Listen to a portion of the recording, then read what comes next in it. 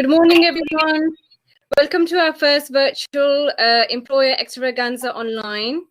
So thank you for joining, for all the students that have joined the conference for today. Vicky will be joining us soon from Smile Education to talk through her presentation of what opportunities they have available. So please can I just remind students and staff if they have joined this conference to please ensure that your mics and cameras are switched off. So if Yasmin can make Vicky a presenter, please. Okay. Okay, so first of all, hello to everyone. Thank you ever so much for joining us today. Obviously, we're sorry that we can't be there in person for obvious reasons, but hopefully we'll be able to still pass on all of the information that you are kind of looking to receive from us. So this is a picture of our lovely team. Who are we? So we are a award-winning recruitment company. We work with primary schools, secondary schools, and we also work with specialist SEND facilities and residential settings as well. A little more about us. So we're based in central Birmingham, but we have offices in Cannock, and we also support schools all the way through Staffordshire, the Black Country and Birmingham.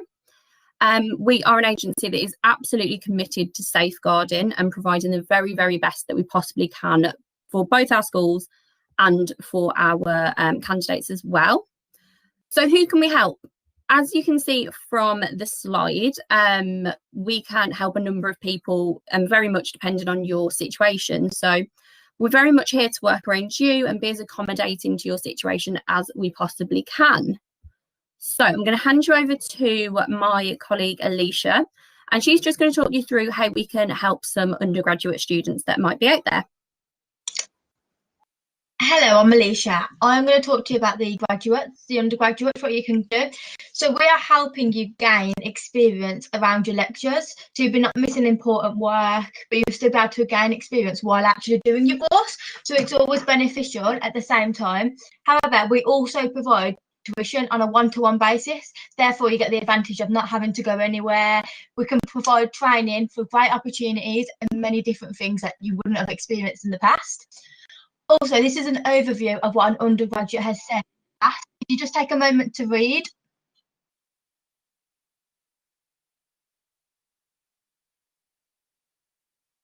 So I'm hoping I gave you enough time to read there.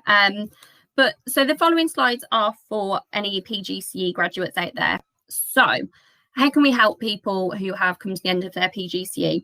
The answer is in a number of ways. So firstly, after you've finished your PGCE, if you're looking to go straight on and find, an NQT placement and get those induction terms underway, we can help you with hopefully finding, a really nice school that's going to help you through those terms. We work very, very closely with our schools, so we pride ourselves on finding schools that are going to enable you to perform at your very best through that induction year. Some people prefer not to go straight into doing their induction year. They prefer to take a little bit of time out, do some kind of day-to-day supply. And that really just allows them to kind of experiment a little bit, try some different year groups, try some different types of schools. There's new sort of schemes of work that you might come across that you haven't experienced before. And it just helps to sort of narrow down where it is you're looking to start that induction term. We can also help you with, other things related to job searching. So as it says on the slide, things like CV writing. We also offer a number of CPD courses as well, so we can hopefully help you upskill. So we offer things such as Team Teach and Paediatric First Aid are just a couple of examples. Another quote here from someone that we've worked with. So I'll give you another couple of seconds to just read through that, and hopefully it will help you just kind of gauge who we are and what we're about.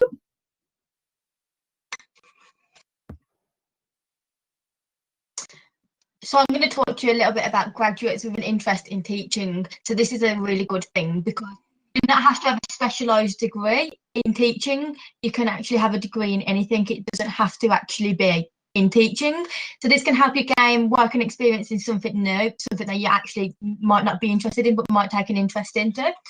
You have good opportunities to meet new people and learn from teachers and people around you, picking up new skills. If going to schools, that you might feel more confident, and then you might actually feel like you want to go into this. Also, there's a lot of advantages of doing this, such as earning your own money. Therefore, you can do fun things you wouldn't have done before. You have hands-on experience, and the best thing about it is you can add this onto your CV. So once this is on your CV, you can explain your experience and all your knowledge, and then it stands out more on your CV. And then there's another little quote what a graduate has said about Smile. So I'll give you a few moments to read.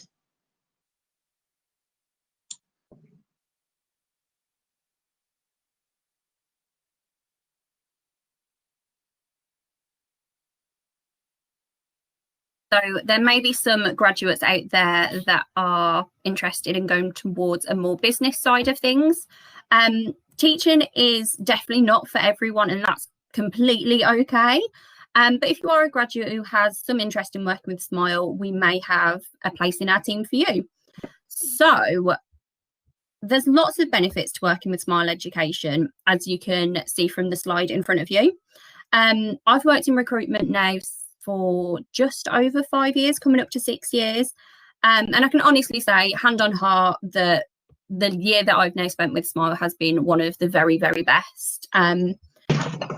I'm completely biased, but we are a lovely team, and we're all very, very motivated to see the business grow from strength to strength, and also to celebrate the successes of our colleagues as well and see their progress.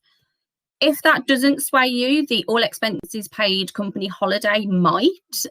We normally do this every year, but obviously due to COVID, we couldn't go this year.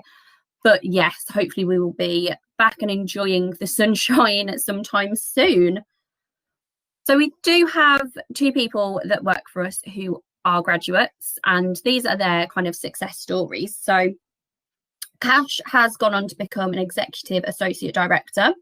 He's really, really successful in his field, and he also has the pleasure of working with myself every day. Liv is also one of our graduates, and she's gone on to become our operations manager. So both very successful in their fields, genuinely lovely people, and they are always there and willing to pass on any information or help that they can possibly give to you. So that's kind of the end of who we can help. If you are looking for more information on the types of roles that we have, we're always posting on social media. But if you wanted to get in touch with us, these are our address, our phone number, and our website. Both myself and Alicia are more than happy to pass on our direct contact details. So if you do have any specific questions from today, then you're more than welcome to get in touch with us. As I said, we are always on social media and just kind of giving updates on positions that we might have, and also just kind of updates on the business itself for anyone that's interested more from a business point of view. So give us a follow on Facebook, Twitter, or LinkedIn. And we can kind of keep you up to date with any and all roles that we might have. So yeah, that's the end of our kind of presentation. So more than happy to answer any questions that you might have. Feel free to pop those into the chat box. I can see there's already a few there, which is brilliant. Do we have any mentoring or pastoral jobs? Yes, we do. We support schools in every sense of the word. So we support schools with pastoral roles, support services roles, so people such as cleaning staff, caretakers, all the way through to senior leadership positions as well. So if that's something that you're interested in, definitely get in touch and we might have something that is suitable for you. How long is the training course? It all depends on what the course you're doing is. So we offer quite a few different ones and they all vary in length. Some of them at the moment are a little bit more difficult to kind of accommodate. So for example, team teach training, it's quite difficult to do from a social distance point of view. But yes, hopefully that will be back on track soon and we can find a way of sort of offering that again without sort of having to delay and worry about social distancing. But it all depends on what training courses you're looking at. So if there's one in mind that you have in particular, just let us know and we can kind of give you a more detailed answer in that respect. I think there's a few people typing.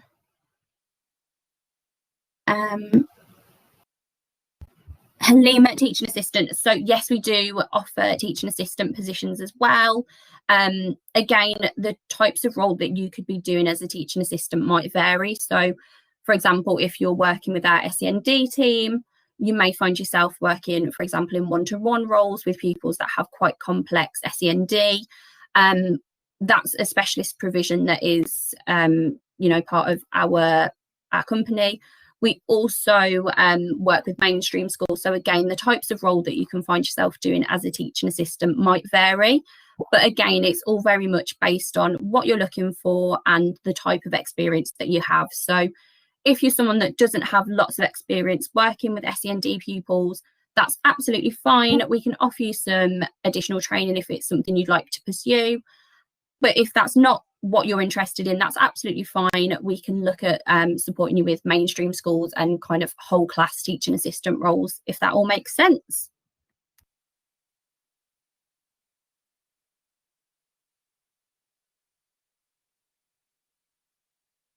What I'll do actually, whilst I think a few people are typing, I'm just going to pop my contact details into the chat.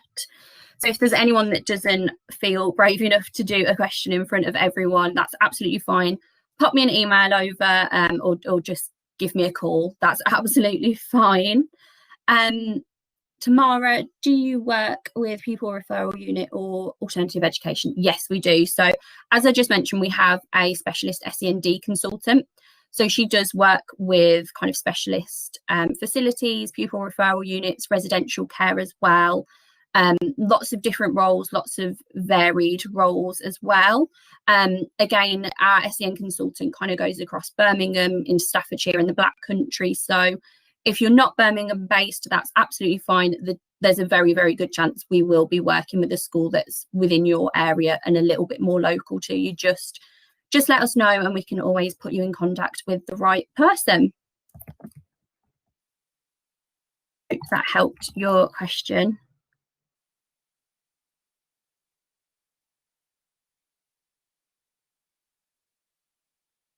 I've just popped my direct email address into the chat. So as I said, anyone that doesn't feel confident enough, I was definitely like when I was at university, I was not the pupil that asked a question in front of everyone because I was just a bit too shy.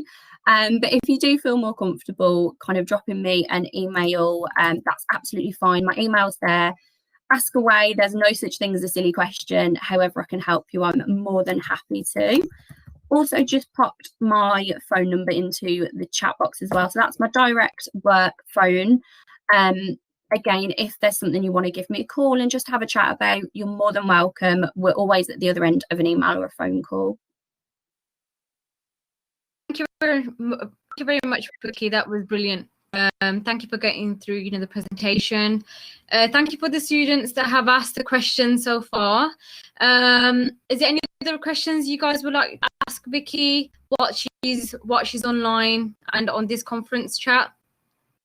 Please feel free to in this public chat. And thank you, Alicia, as well. Very informative. Thank you so much for having us. It's been a pleasure. No, that's perfect. Thank you. Okay, so I think we've got another question coming through from a student typing up. Brilliant. So they'll get in touch. They had a question. Yeah, no problem. Just drop us an email or give us a call. That's no problem. Brilliant. Great stuff. Any more questions before Vicky or Alicia leave the conference? Give it a few minutes and then. Yeah, no problem.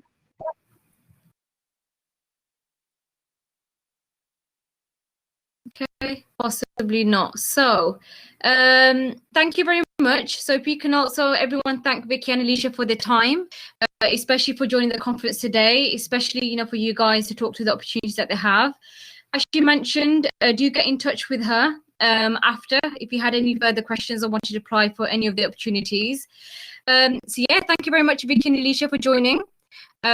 Next, guys, we will have Ben from Evolve Hospitality. So we still got around 5 minutes. So grab yourself some teas or coffees whilst you're waiting, and Ben should be joining us shortly. Thank you, Vicky and Alicia. You're welcome. Thank you. Cheers, guys.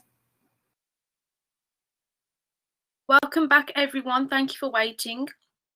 We now have Ben from Evolve Hospitality, who will be talking about their opportunities. So if you could stay and listen for this, and if you have any questions, please put them in the chat and Ben will be able to reply back to you at the end. Ben, I've made you presenter now. Thank you very much. If you can't hear me, just let me know and let's try and speak up a bit more. So yes, as we said, I'm from the Evolve group, which is Evolve Hospitality, Enhance and Collins King. So it's 3 brands under one umbrella as such now. So the Evolve group was established in 2011. Enhance is a new launched brand, which was this year, and Cognition King from 1999 joined as a partner of Evolve this year as well. So we're 3 specialist recruitment brands within the catering industry, which I'll talk a bit more about, which each brand in a second. Each team is made up of industry experts, so everyone in the office who works as a consultant or a branch manager or a business manager are all from the industry. So the chef department are full of chefs. The front of house team is all full of operation managers, supervisors from different backgrounds in events, hotels, contract catering, so full of industry experts. Also 4 locations across the UK. So I'm based in Birmingham, that's why I'm speaking to you guys. The head office in London, which is a bigger branch. We've got 1 in Surrey and 1 in Hertfordshire. Quite a lot of the guys that work for us on a temporary basis during school holiday, during university holidays, will move across different branches depending on where they live and to pick up different shifts throughout the year. So you're not just tied to the Birmingham branch within the group. So start with Evolve Hospitality. Which our managing director said, Vokes. It's a generalist temporary recruitment business. So we supply into different areas of hospitality and catering. So we normally break it into 3 divisions: hotels, bars, restaurants, events, and contract catering. So likes in Birmingham, the McDonald Group, the Van, Malmaison, and them sort of places. Event-wise, it's a wide range of arena stuff, football grounds, horse racing, different banqueting events from weddings, and then contract catering, which obviously is not too prominent at the moment. So not a lot of people going to work because of the pandemic, but the contract catering units within offices across the city as well. So just below there's some of the events that we've looked after, such as the Open Golf. We look after the Cheltenham Festival and Cheltenham across the year, as long as loads of different racecourses. Henry Regatta down in London that we support from Birmingham, and weekly football games from Aston Villa, West Brom, Wolverhampton, all those ones. Enhanced Catering recruitment is a specialist business for safeguarding. So the focus is on people that need enhanced DBSs to enter venues and work in them venues. So schools, colleges, universities, care home, Ministry of Defence sites and hospitals. We partner with a company called GBG, which we help candidates receive their full DBS, which is free of charge. So you wouldn't need to pay the normal £50 to get the clearance, and we update that every year for our candidates that stay with us. So like I said before, it's a new brand which was launched this year. Was due to launch in April, but got pushed back due to the pandemic. But going strong as we started. Yeah. And then, sorry, just missed one out there, but never mind. Cognition King, which is just a slide that we've missed out there, is our permanent brand within the business, and they focus on permanent recruitment in catering and hospitality across the UK. So it's just an extra bow to our string. So why work for the Evolve Group? You get an operation experience in the catering industry at different levels. We're flexible around your studies. We pay weekly, so it's every Friday after the week that you've worked, so a week in arrears. We also have a benefit hub where you receive discounts for high street brands. Like I mentioned, some of the events that we've supplied into in the past, with some amazing venues, amazing places to work. We have an on-site training, front of house training centre, which is based in our office, which has a trade test kitchen, banqueting area and bar area. We have an online industry specific training, so they're all recognised awards in food safety and allergen, which is again free of charge. You wouldn't have to pay for anything when you come to our training. So there's just a list of roles that we do supply to our clients. I've just highlighted a few there at the moment.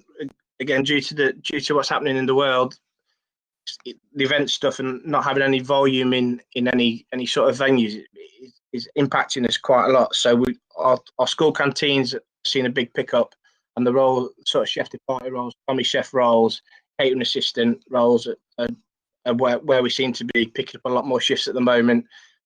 When things do come back to normal, that variety is just, there's so much opportunity for everyone to work in different areas, from bartending to plate waiting to banqueting shifts to wine waiting. There's so many different things available. I'm sure the guys will send these slides over to you. There's just a couple of testimonials, one from a client and one from one of our staff members who've been with us for quite some time. So please feel free to go and read it when you can. And then just quickly, just an opportunity potentially for 2021. Hopefully, when things go back to normal, we're looking for a consultant to join our team as a placement student and to work in the Birmingham office with the team. We'll be working across the Evolve brand, supporting back of house and front of house divisions. So the actual role will be looking at resourcing and creating talent pools for the team, advert writing and candidate engagement. So we'll go through that whole process of recruitment from beginning to the end. A small bit of account managing, so looking after clients and daily bookings, weekly bookings, weekly rostering, and project work on events. So there's a lot that goes into a big event like Cheltenham Festival. So you work with the team on the full aspect of the event, for pre-event planning, operationally at the event, and then post-event to invoicing. So you'd understand the full process of what the consultants need to do.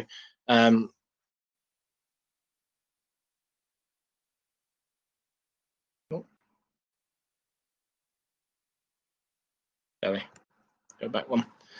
So with the guys that we've done this with before from Northern Ireland, from Ulster Uni, they joined us in the London branch. We've had three years of placement students have been really successful, with people with the girls and guys coming across. So Ali and Emily, when I used to work in London, I mentored these two for a year. They're absolutely fantastic. Back of house events. We do a winners party every year that they both got onto for their work ethic and how they went about their year. They got onto quarterly awards, and they graduated in 2000 now. Ali's obviously there, the duty manager at Harrods, so she's gone straight back into the industry in London.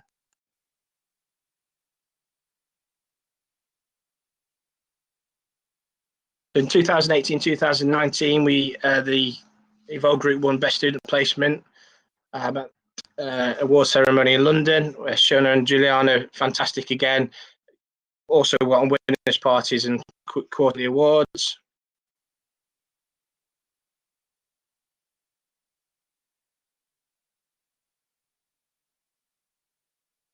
And unfortunately, Holly and Emma's time with us got cut a little bit short due to everything happening. But Emma did such a good job down in London. She actually took over some big clients, looking after the O2 and Ascot Racecourse. And Holly the same, working across the hotel desk, looking after hotels at the Royal Lancaster and the Ned, which are five-star hotels in London. So again, did such a great job. There's plenty of opportunity and giving ownership of that role. So we're really looking forward to welcoming someone to the team next year.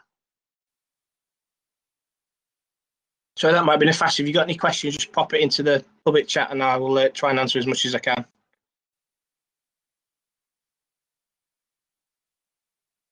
Thank you, Ben, for that.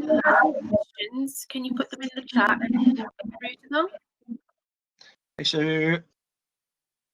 does you have a base for chefs? Not something that we've done in the past, but I mean, it's definitely worth talking about if later, or no problem. How are you guys doing during lockdown? It's impacted us. This is why we've launched Enhance. Just to give us Hi Ben, sorry, if I could just stop you there. You're kind of breaking up at the moment. I don't know whether it's your internet connection or possibly maybe your mic. I was wondering whether you could restart. Yeah, if you could just talk now, I'll check if you're still online. Yep. See, I think it might have been my internet connection. Sorry. Absolutely perfect now. Absolutely perfect. We can hear you now. Sorry about that. If you can restart, answering the questions from the first student from Nana. Yeah. Yeah, no problem. Thank you. Yeah. Placement for chefs. It's not something that we've done in the past, but definitely worth talking about. We don't offer that at the moment, but again, it's something we can look at. Lockdowns, the impact of the business heavily. That's why we launched Enhance, to give us a bit of a different direction. We're working with venues that are a little bit more recession proof. So that's why and then evolve them just the nature of the demand at the moment. To apply for the graduate scheme, there's no deadline at the moment. We're still working things out of dates, obviously, with everything that's happening. But please send me an email. I'll put my email in the group and send me an email if you want to tell me about anything, like the graduate scheme or anything like that. Minimum wage payment depends on where you're working, to be fair. So, and at what level. The minimum wage is the lowest that you'll ever get paid, but it differs on venues. To give you an exact amount. We tend to do placements starting in April or May. But it'd be great to work with you guys. So depending on how your placement runs, we can be flexible with that. Are there any roles in development? Not really have any food development roles at the moment. Sorry, Ben. Sorry to cut in. It is breaking up a little bit. I think the best thing to do would maybe to put your contact details in the public chat, and then the students could then email you with their questions, if that's okay with you.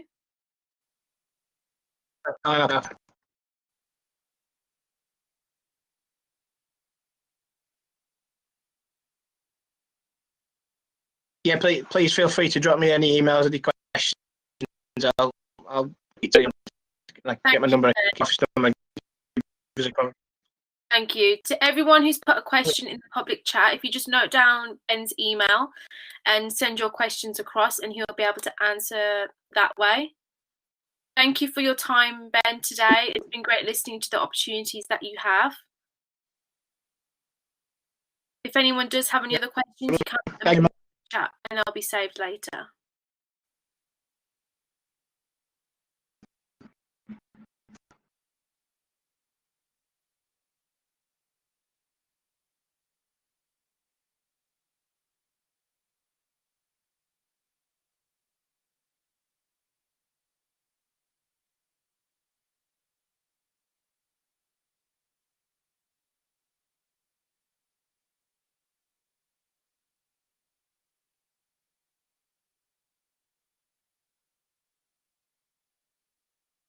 Thank you, guys. And obviously, thank you to Ben as well. Our next speaker will be from Even Break, Kiana.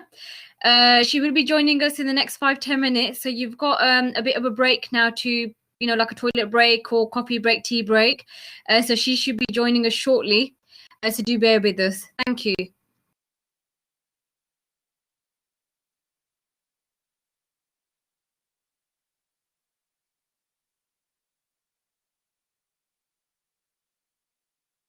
Hi everyone, Sabbath here again from Hyatt. Just wanted to thank you for waiting and your patience. We now have Kiana on board who has joined the conference. Unfortunately, we could not upload her presentation due to some technical issues.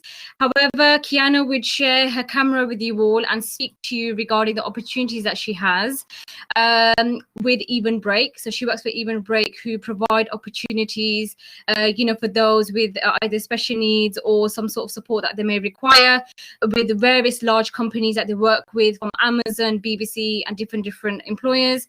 So Kiana, I will pass it on to you whenever you're ready, please. You're more than welcome to put on your camera and speak to the students. Thank you.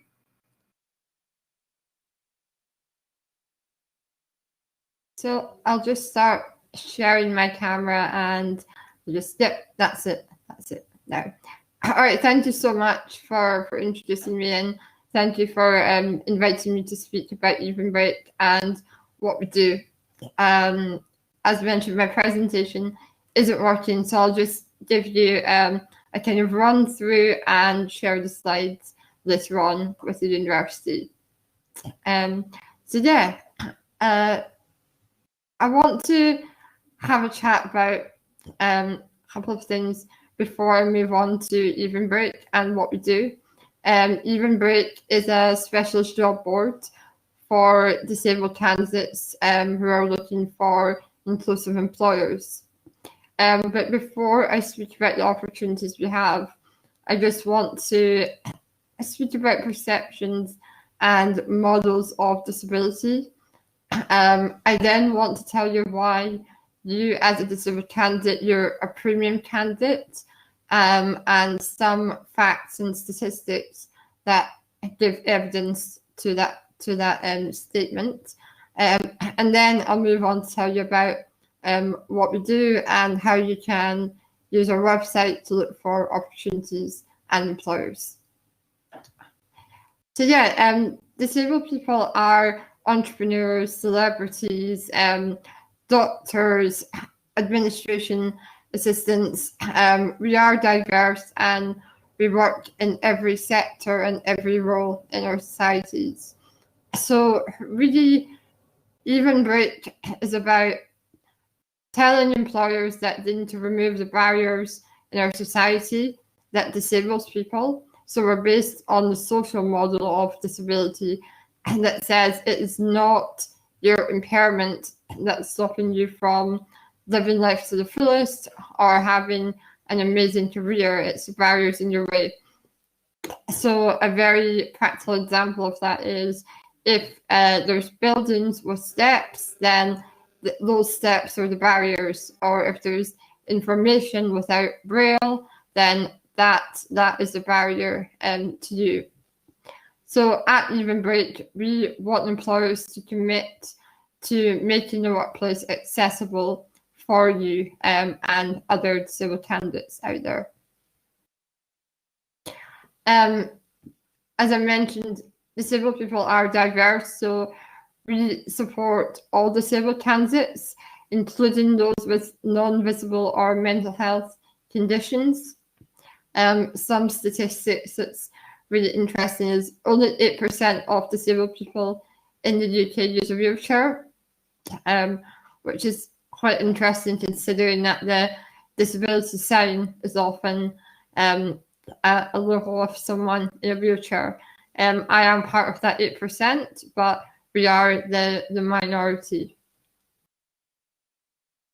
And another statistic that's really interesting is that over 83% of disabled people acquire their impairment over their lifetime. And what that means for employers is that it's actually necessary to think about removing barriers and being accessible in order to retain talent they already have. So they might not have disabled candidates right now, but they definitely will at some point in the future. And if they want to avoid losing talent, then it is in their best interest to be as accessible as they possibly can.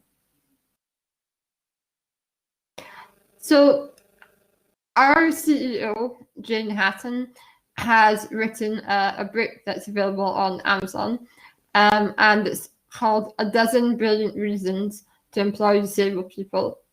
And usually this book is aimed at employers, but I think it's really important for candidates to know what the facts are as well, because often you're going into job interviews and employers might have prejudices or questions, or they might just not have come across a situation where they have to be accessible.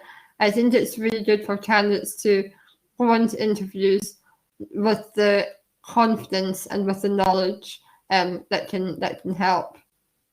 So statistics show that if employers are inclusive and accessible, they will have a better chance at hiring the right person for the role. An example of that is a lot of times in film and media jobs, I see adverts where they want a fantastic editor, but they also want that editor to be able to drive. And driving, although it's nice to have people who drive on the team, it's not really central to the role of editing.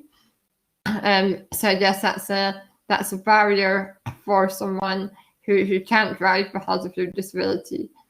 So yeah, there's a wider talent pool if employers remove unnecessary kind of requests. And the second fact that you should know is that there's actually increased productivity amongst disabled candidates. And it's very interesting because there is a sort of negative stereotype and myth that disabled people perhaps can't work as hard, or that they're a little bit more fragile, but actually that's not the case. It's actually the opposite. And so if that might be because we're trying to fight the myth that's out there. There's also reduced absenteeism. So again, that's what the statistics show. The reason for that might be because disabled people, certainly I know myself, I have to manage my own health very carefully, and I avoid getting to the stage where my health is really bad at all costs. So I think just having that management skill towards your own life and your own health can have a huge impact on your work and kind of lack of work absence. We also have fewer health and safety accidents at work, and again, quite interesting statistic. But I think it's just because of the high vigilance that we have to not let accidents happen. Another reason why you're a premium candidate is because if employers hire diverse candidates, and I think this argument really goes beyond disability as well, but specific to disability, if they hire disabled candidates, then they have insight into what we call the purple pound. And the purple pound is the 249 billion pounds spending power in the UK that disabled people and their families have.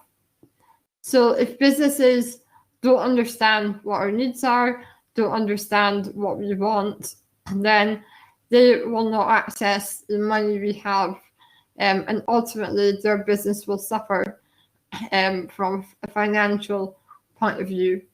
So it makes business sense to have a diverse team to understand everyone in our society. And finally, statistics also show that disabled people are more creative and innovative in their workplace and in what they do. And I think a lot of that is because we have to learn to adapt and live in a world that is not made for us more often than not.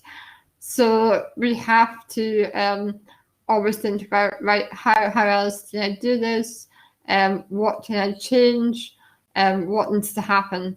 And that's a really important skill, creativity and innovation. It's a skill that's hard to learn, but a lot of us have had to learn it in order to survive in the societies that we live in. And there's other wider benefits. So I would definitely encourage you to read Jane's book, and you can see all the statistics and evidence there as well. So Evenbreak, why should you use our job board? Well, we are the only AAA accessible job board in the UK. We have thousands of vacancies that we update regularly across a range of sectors. Some opportunities that we have at the moment in our job board include Health and Policy Fast Track Scheme 2021 by Department of Health and Social Work. We have Enterprise Business Development Manager Opportunity by SHL. We have an opportunity for our graduate civil engineer by SCS Railways. Content editor for events by Financial Times, and a medical administrator by Carnival UK. And I've just handpicked some opportunities to mention, but we do have thousands, and we're updating almost every day. So I would encourage you to go on our website and set up a job alert. That way you don't actually have to look for roles that you're interested in. You'll just get those roles sent to you, and that takes all the effort out of having to hunt for opportunities. Some of the corporations and companies that we work with include HS2, Welcome, Amazon, ITV, RNIB, Bulb, NHS, Heathrow, UK TV, Depop. That's just a few. We have many other unlimited employers who have committed to advertising all of their vacancies with us. We also have resources for you on our site, and that includes videos on topics like how to apply for access to work, or how to be your own boss if you're interested in starting a business and being self-employed. We also work in partnership with other organisations who offer one-to-one and complementary support. So some of those organisations include Diversity and Ability, BASE, Visionary, Inclusion Scotland, and Inclusion North. And again, that's only a fraction of the organisations that we partner with. So if you need help, or if you're not sure if we are the right organisation to support you, then just send over an email, and I'm very happy to signpost you to another organisation if you need more tailored one-to-one support with your CV or any other aspect. And finally, you will also, if you register with us, you will also get fortnightly newsletters with opportunity highlights. So yeah, I hope that's helpful. And if you have any questions, please send me an email. My email address is kiana@evenbreak.co.uk. So thank you for having me, and I will share the presentation with the university so you can check some of the links that are there. Thank you very much. Thank you very much for Kiana. In regards to what you guys have to offer from Evenbreak. I know this is for the students. We had a few technical issues with uploading the presentation. But what I was thinking is I'll see if I can try and share the website with you guys actually by sharing the screen. Actually, I don't know whether, Kiana, you can share the screen from your side because I'm not presenter at the moment. You know, your website, so we can go through it possibly. Would that work from your side? We can try. Yeah, I will try. I don't think I'm presenter at the moment, so if I could be presenter and then Sure. Yeah, that's fine. If Yasmin can make Kiana the presenter, guys, we can try and see whether we can show you the website as we couldn't obviously upload the presentation. However, the presentation and the recording will be sent after as well to your email addresses. So, you know, please bear that in mind. So whilst Yasmin will be making Kiana the presenter, I'm going to try and see, you know, whether we can share that website. But I did have a question. I know Even Break mainly work with those with special needs or mental health, etc. But I'm assuming you guys also work with others as well. So basically, are these roles open to everybody, as well as SEN and more able-bodied, or how? Yeah. So our website is specifically for disabled candidates, but our definition is very, very broad and very inclusive. So really, if a candidate has dyslexia or mental health condition or sensory condition, it's really a wide definition of the term disabled candidates. But the roles on our website, it's possible that if you went to the employer and you didn't have a disability, then the role might be open to you. But the roles that are on our website and our platform specifically are exclusive to disabled candidates. Great, thank you. I also had another question before we, you know, try and see if we can show everyone the website. So I'm asking on behalf of all of the well, you could say the students that have joined us today. I know you said that you work with big brands. So on your website, I think I remember seeing BBC and I think Amazon. Who else do you work with that obviously support students or, you know, individuals that have SEN or mental health, etc.? So you mean in terms of the partnerships for supporting candidates? In terms of, I mean, there's a list that I would have to go through, and it really depends on whether candidates need help with their CV or whether they want advice on, for example, Kaleidoscope is an organisation that's for disabled entrepreneurs. So if someone wanted advice on how do I start my own business as a disabled candidate, or where can I access even financial support for starting my own business, then I would forward candidates to Kaleidoscope. If they wanted help with access to work scheme, and that access to work scheme is for all disabled candidates. So again, if they wanted to apply for access to work and higher support in the workplace, then I would forward candidates to Diversity and Ability.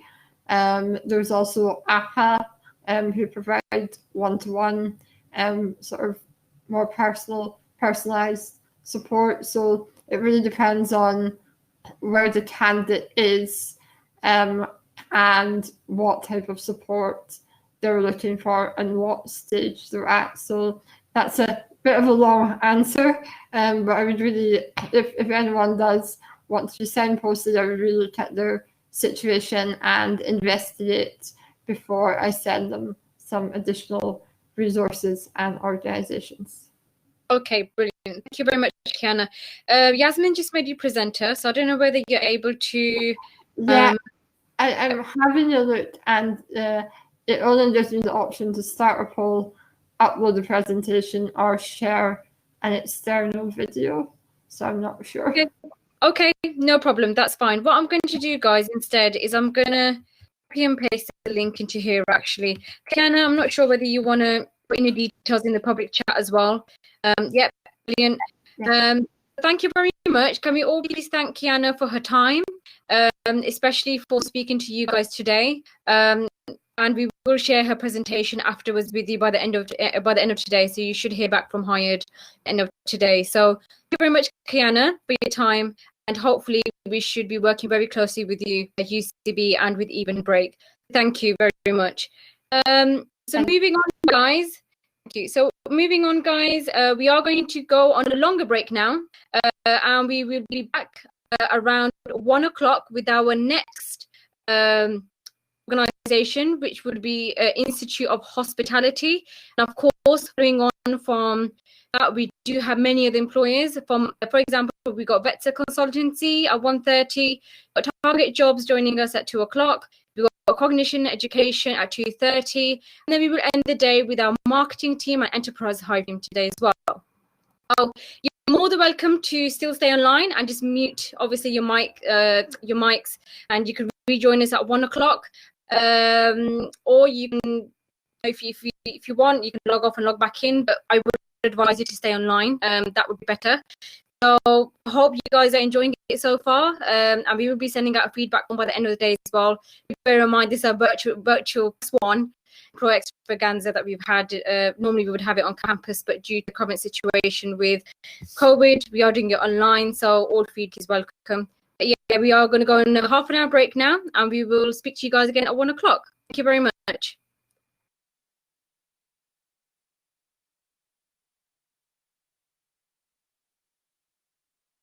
Welcome back, everyone. Thank you for coming back to our virtual conference. Please can we welcome our next guest now, Steve from the Institute of Hospitality. Steve, if you would like to take over.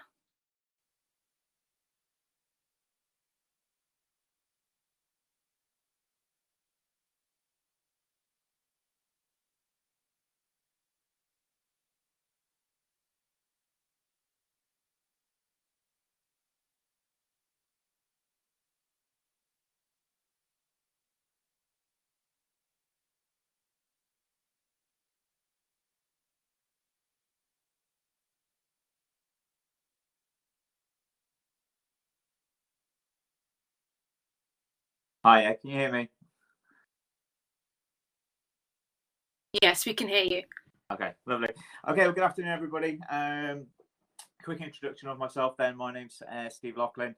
I'm the Secretary for the Institute of Hospitality here in the Midlands, and also General Manager of the Boat Inn restaurant. So I've been asked just to give you a little information about the Institute of Hospitality in the Midlands, and also nationwide as an organisation, what we actually do here in the UK, and as I say, worldwide as well. So established in 1938, the Institute of Hospitality is actually the professional body for managers and aspiring managers working and studying in hospitality, leisure and the tourism industry. We've actually got members in 100 countries all over the world, and through them connections and them networks, we actually run an amazing mentoring scheme which does work worldwide. We've actually got people in London who mentor students and young professionals over in Bali and worldwide. So it's an amazing organisation that does offer great support. Our primary purpose at the Institute is we're actually a registered charity, but we're classed as an educational charity. Now, the way that we do this, as I mentioned before, is through the mentoring scheme and the mentoring program. But we also have some really good accessible libraries online with great reviews, great articles, and an accessible library, as I say, that anybody that is a member can access and use to their ability. Now, as a student of UCB, you will actually get free membership to the Institute of Hospitality via the via your student enrollment. So I'm not sure how many people actually know that, and B, how many people actually do anything with it. I think that's the really interesting thing to find out from us as well. As a branch in the Midlands, we've only been reformed for just coming up to 2 years. And we're looking at, our biggest thing at the moment is just to try and get engagement from people in all walks of life in the hospitality industry. So one of our biggest pushes at the moment is to try and get more students involved, and actually to find out what you would want from the Institute, and what advice and support you guys want coming into the industry as the next generation of hoteliers, restaurateurs, food technology developers, and across the wide range of different aspects of hospitality. Shameless plug, we have 3 social media platforms that we currently work through. So one of them being LinkedIn, a really important tool for professionals in any industry, but especially in hospitality, I find. And personally, I've made some amazing contacts through LinkedIn in the industry, and contacts that I think you build relationships with and allow you to then develop and call upon in times where you maybe just need a little bit of advice, or you need someone to run ideas past. So we are on LinkedIn under IOH Midlands, also on Facebook, and we've recently gone live on Twitter as well, where we've just picked up over 300 followers in the last 2 weeks. So if you are Twitter users, give us a follow. Again, IOH Midlands on there. And a great way for you to start making contacts, start making building your professional networks as well, with people who are like-minded and from the Institute of Hospitality. So a really good way of doing that. As I say, you've got free membership, so membership is very much about what you make of it and what you use it for. So if you don't use it, then it's such a great tool to have. So make sure that you do dip into that and use that as well. We've actually got a really exciting event coming up next Tuesday as well that I wanted to tell you about. We've actually got Andy Street, the Mayor of the West Midlands, coming in to talk to us and answer questions as well about how we how as an industry in the Midlands we're being affected, and that includes students coming from, or just about to leave, maybe, or maybe people who have left in September last year and looking at new ways of how to get into the industry. Maybe your initial plan of fine dining or hotels is on hold for a little bit, but there's so many different ways of coming through into the industry in different ways. And also, hopefully Andy will give us some idea as to support that we are actually available to us as hospitality professionals to rely on at this time. I think diversity is such a huge word at the moment within the industry, and being able to move from one aspect to another. The Institute is very much offering help and advice to people who maybe are having to do this at the minute. And I think from a personal point of view, in my other hat at the Boat Inn, we've had to go from fine dining. We've recently received our 3 AA rosettes, being the only 3 AA rosette restaurant in Staffordshire. So a great achievement. But then obviously 2 weeks later, lockdown comes flooding in. So we're scratching our heads saying, okay, so what do we do? It's now a case of survival as much as anything else. So we were looking at different ideas. So we've actually launched our Liam's fried chicken option, which is our takeaway, our cluck and collect, as I like to call it, option. So we've gone from, as I say, serving fine dining We've got to this amazing takeaway service that's available on a Friday and Saturday evening, that you can book through our website at theboatinlichfield.com, and it's it's fantastic food. I think we're the only 3AA Rosette chicken shack in Staffordshire. So again, it's about what we can do as opposed to what we can't do. So many places, I think, do have that, unfortunately, have that mindset when we go into lockdown of what we can't do this, we can't do this. It's so important to think about what we can do, and be positive, and to look at what you can get out of this situation as well. So I think it's really important for us as an industry, as individual businesses such as the Boat Inn, and also as from our point with the Institute of Hospitality, to have a look at what we can do to support each other. That's the big thing. As a hospitality industry, we're a family as well, and we need to support each other. We need to be there to bounce ideas off each other. I think we're one of the few industries where we actually support our competitors. We understand that people aren't going to maybe eat in our restaurant every day, or they're not going to stay in our hotel every day. So people will ask for recommendations. So when they do, we'll happily recommend other places for them to go to.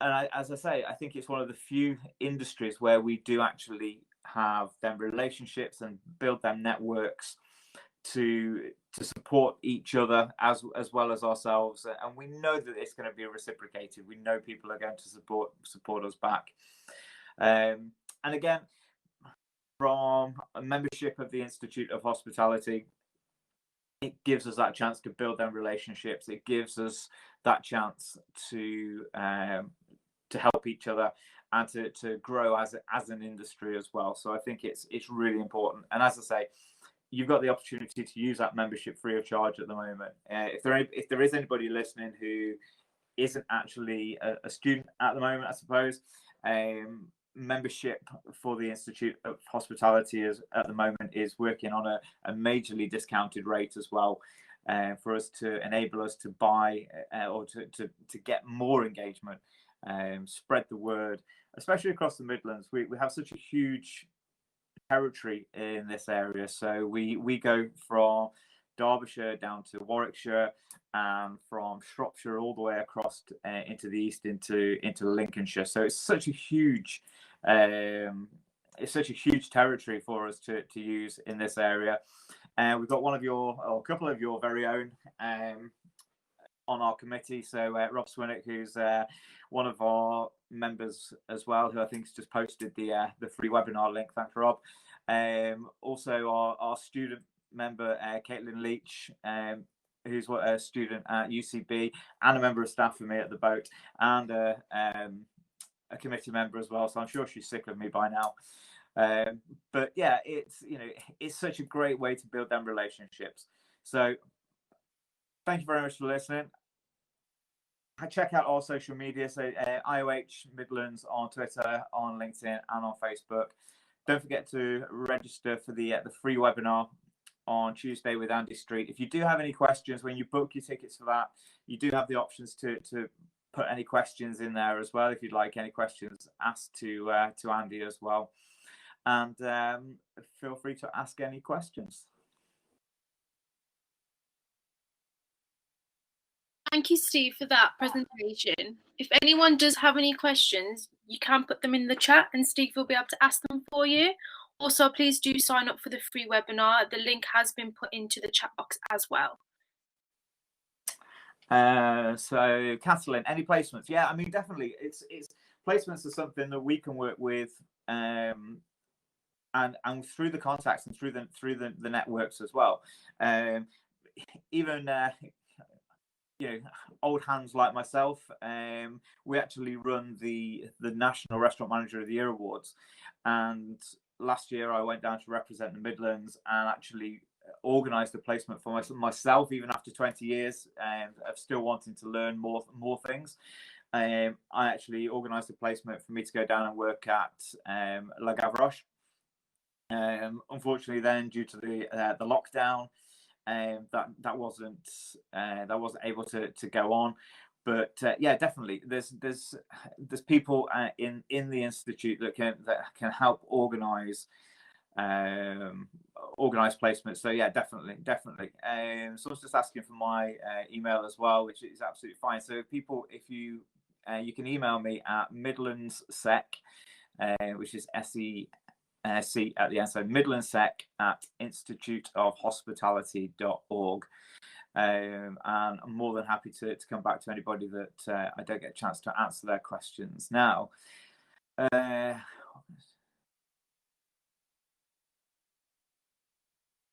Great question, Rob.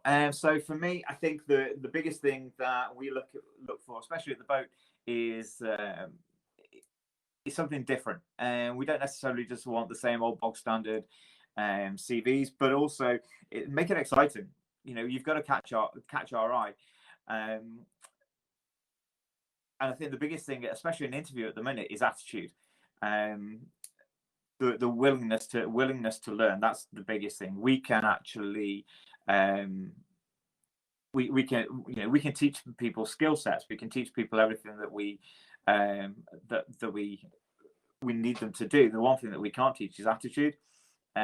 So that's one of the biggest things that we look for at the minute.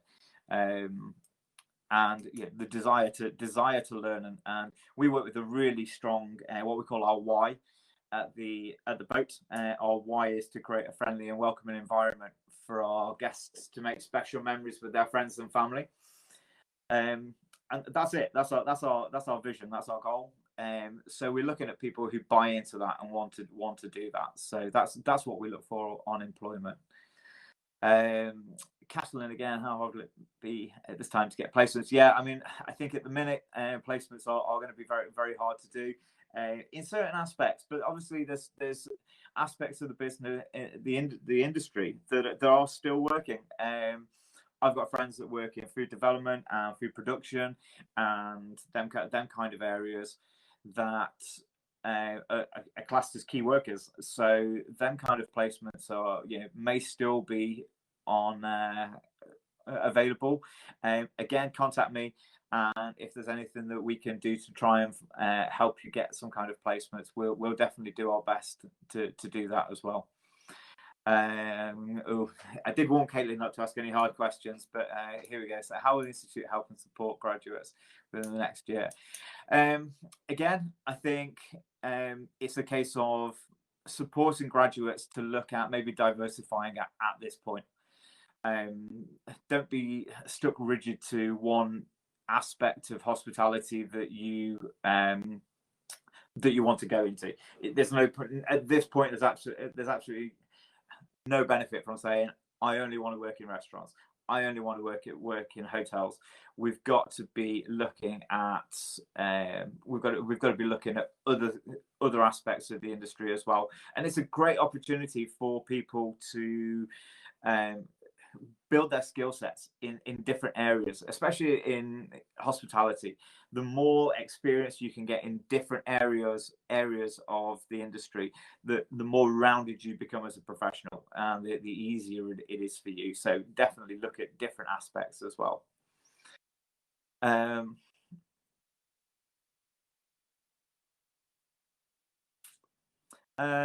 Catalina, I think, again, like I say, just look at different areas of the industry. I think at this point, maybe it's not a case of organisations not liking students in their organisations. I think because of the amount of due diligence that venues are having to do at the minute, it just might be a little bit hard for them to take in students at the minute. But again, contact us, and we can definitely put feelers out through the Institute for organisations that are willing to take on students for in their organisations as well. So yeah, definitely drop me a message. Tia, anything part-time that we can get involved with at the minute while you're studying? Yeah, I mean, definitely. I think the biggest thing is just building the networking, getting contacts. So obviously, at some point, this is going to end. So the more contacts that you've got, and the more contact and more people that you've got in your network at that point, the easier it will be to slot in somewhere at that point. Volunteering as well, it's even if it's a case of a care home or a hospital or a school, or it's a different aspect of the industry of catering and hospitality that people don't necessarily look at.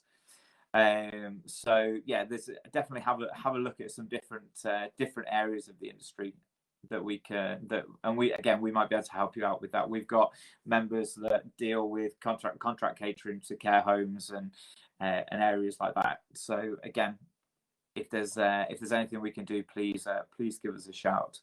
Nana, the mentoring programs are free. Yes, definitely. So again, if there's any information that you want about that, drop me a message.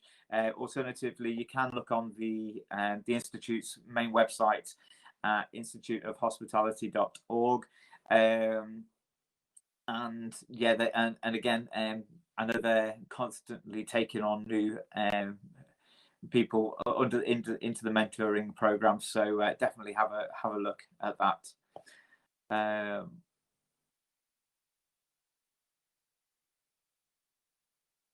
Kathleen, yeah, definitely. I can completely agree. I mean, placements are a really important subject because, like you say, you're gaining and developing skills. And again, if there's anything that we can look to do, then please feel free to contact me, and I can go away and sort of put feelers out and see what we can do with regards to getting placements sorted for people.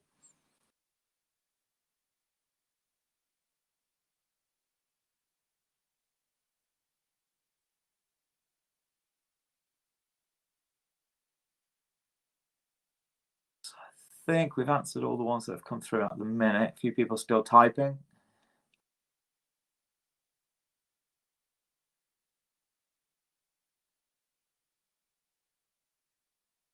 Thank you, Steve. That was very informative. Is there any more questions that anyone would like answering?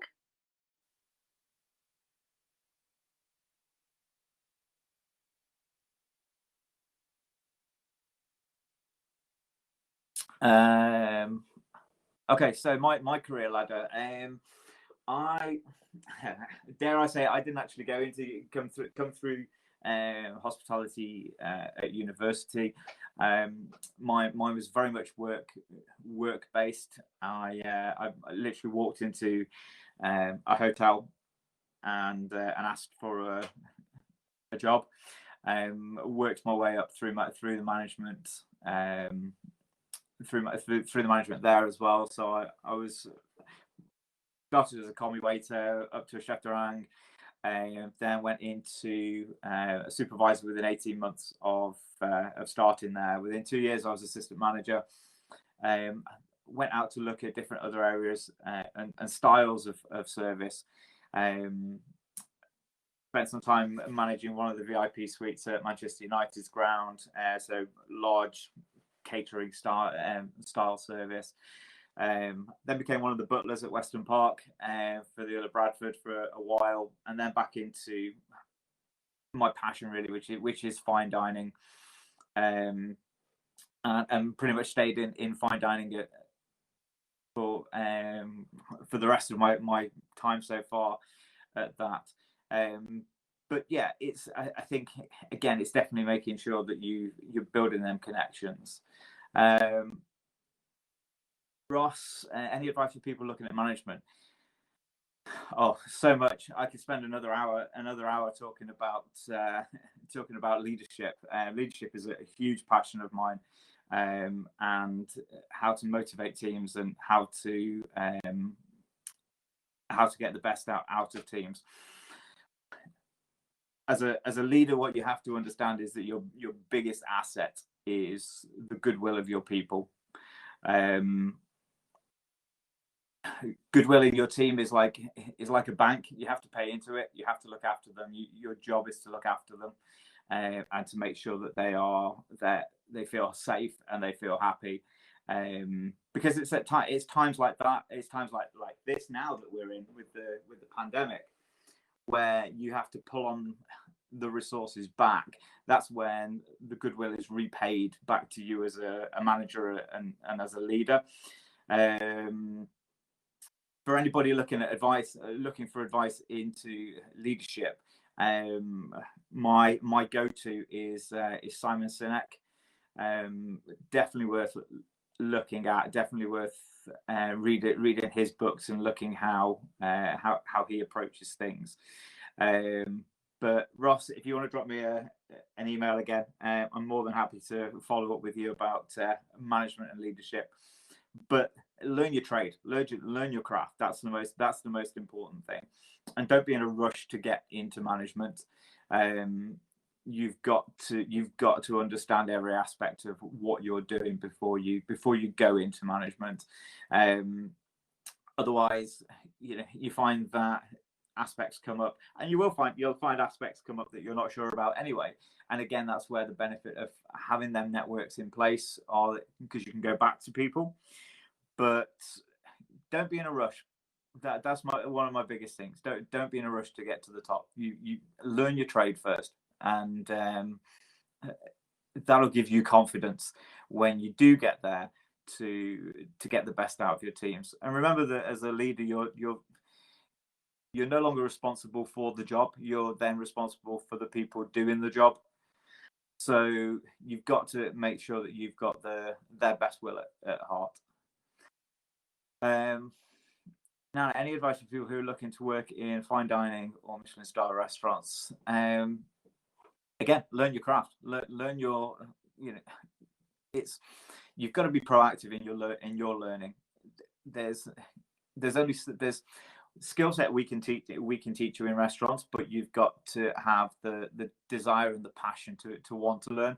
And self-study and self-learning is such a huge part of getting to that level. Bury your head in books, watch things on YouTube, watch things online, go to webinars, go to whatever you can possibly go to, and immerse yourself in the industry.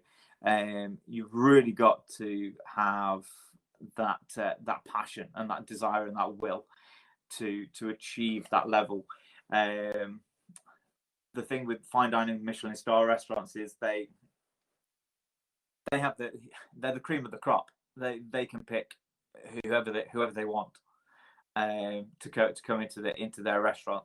So they have that selection pleasure that it's people want to work in fine dining restaurants and Michelin star restaurants. So again, do what you can do and learn as much as you can. Your knowledge is actually is knowledge is power. You've got to have that knowledge to go into Michelin star restaurants.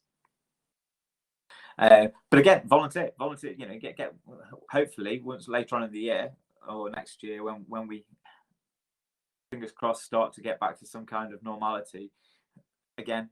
And work placements are going there. Go and do work placements where you can. I know that's hard at the minute, but plan for it, and make the contact now, make the connections now, because when everything does start to open, everyone's going to be trying to get in to get those work placements. So make the move now. Online courses for hospitality. Online courses, I think it's looking at all the other kind of aspects as well. Looking at the one of the big things we're looking at the minute is mental health. It's a stressful industry, so knowing how to deal with people who may be going through a tough time with regards to the mental health as well. And the hospitality industry, unfortunately, is renowned for it. So again, build that knowledge of how to recognize it, how to deal with it. Courses like WSET, so the Wines and Spirits Education and Trust. Get yourself on courses like that. the Institute of Hospitality have been putting on an absolutely amazing range of webinars during lockdown. So again, use your membership, use the webinars to see what's on there. And there's something for everybody on there. There really is. There's some great ones coming up in the next in the next few weeks. Now, oh, I've missed one there. Caitlin, what's the advice regarding someone with experience in F&B and management to try something new like hotels? Try everything. Yeah, try everything. The wider you spread your wings, the more that you can, the more you know, the more rounded you become. And as you go up the ladder in time, hopefully, that you will do. Once you reach the grand heights of, I suppose, a general manager and things like that, you've got to know all the different aspects. You've got to know food and beverage. You've got to know events. You've got to know how housekeeping works. You've got to know how maintenance works. You've got to know how the marketing team work. So go and do anything that comes on offer within the industry. Go and do it. Definitely. You know, it's one of the things that I always did, especially when I was in hotels. If there was an opportunity for me to go and sit in the marketing department for a day or a couple of days, I'd go and do it. If there was time for me, you know, if I had the opportunity to go and work in events or housekeeping, I'd go and do it, because it's rounding you as a professional, and it's rounding your own knowledge. And as I say, as you work your way up the ladder and you get to the point of general manager or managing director, you've got to be able to turn your hand to everything. So definitely make sure that you do that. I've got time for one more, I think. So which was it hard to gain 3 AA rosettes? Yes, is the short answer. But the biggest thing on there is consistency. When it comes to inspections, to get Michelin star, to get your to get three AA rosettes, you become subject to multiple inspections, and the biggest thing that they are looking for then is consistency. And again, by having a strong why, like we do at the Boat Inn, that gives us the mission and the vision for our consistency. We know what we're always working to. We know we're always looking to create that environment for our guests to make special memories with their friends and family. So by having that in mind, we've always got a frame of reference. We've always got a point of reference. So get a strong why. Know why you do it. Know why are you in the industry? Why are you coming into hospitality? Why did you get out of bed in the morning? Why are you going to pound your feet for 12, 14 hours a day to make somebody else's day better? That's why we do it. Find a why, stick to it, live to it, and make sure that you live by that why, and that'll make you successful. I think I'm about out of time, so but feel free. As I say, I think Rob's put my email address in the chat there as well. Please feel free to message me at any time as well. And also, if you at later dates, if you want advice or you have any questions, feel free to send me a message, and I will do my best to get back to everybody. Thank you very much. Thanks for your time, and I hope that's been helpful. Thank you, Steve. That was very insightful and beneficial for the students. Students, can you please make sure that you do note down Steve's email, and he will be able to message you as well if you have any further questions. So thank you for your time. Now, please can we welcome our next speaker from Vesta Consultancy, which is Ravi. I will just upload the presentation now for you. Just give me a second.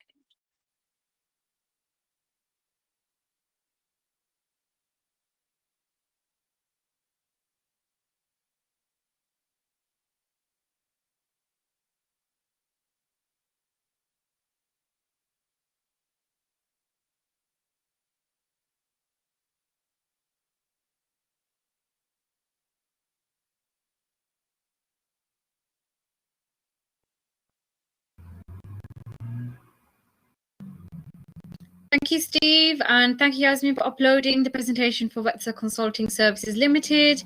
If we can please welcome Ravi, who will be talking through the opportunities that they have available and what the company is about. Thank you.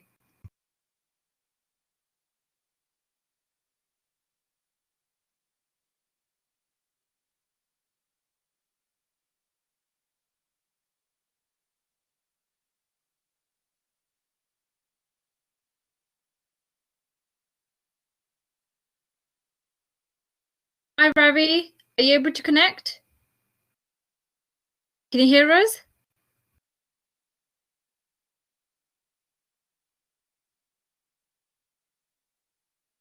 Just double check. Ravi is still online. Yep, he is. Ravi, if you wanted to unmute yourself.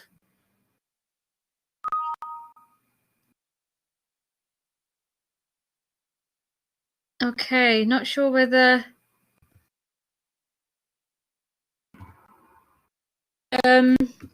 No, Ravi, we cannot hear you at the moment. Have you unmuted your mic?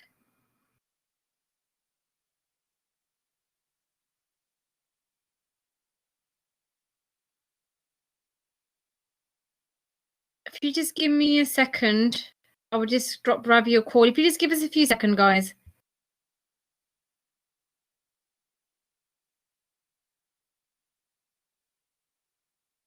So, guys, if I could welcome Ravi from Vesta Consulting, he will go through his opportunities and what the services offer. Thank you, Ravi. I'll pass it on to you. Oh, great. Thank you. Thanks for the welcome. Good afternoon, everyone. How are you doing today? Good?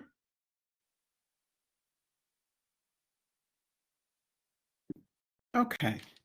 So let's go to the presentation. Can everybody see the presentation? All right.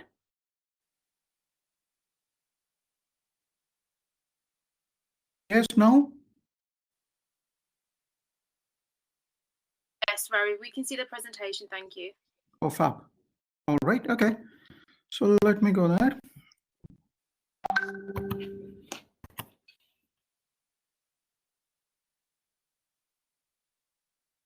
You need to give me the control for the presentation maneuver, Sabat.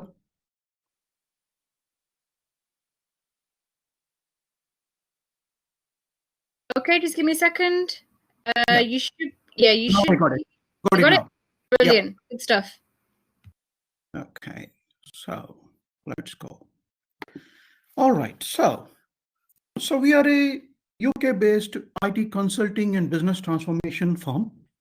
We work with the range of businesses across UK and globally.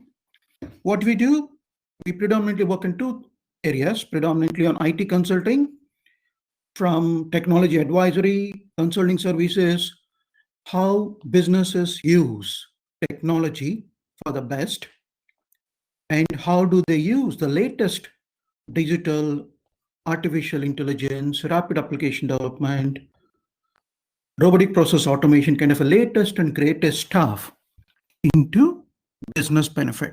It could be a simple application development, a web-based application development, or a mobile-based, meeting their business needs, or it could be a full-fledged software package implementation, could be SAP, Oracle-based, or some CRM softwares, so that the business can deliver their business outcomes faster, better, cheaper. So essentially, we provide an innovative solutions for solving various business challenges. How can they improve and deliver better to their end customers? So part of it, we also deliver the business transformation services. It could include how can they make their processes better. It could be a front-ending operations, or could be sales, services. How can they make those stuff better?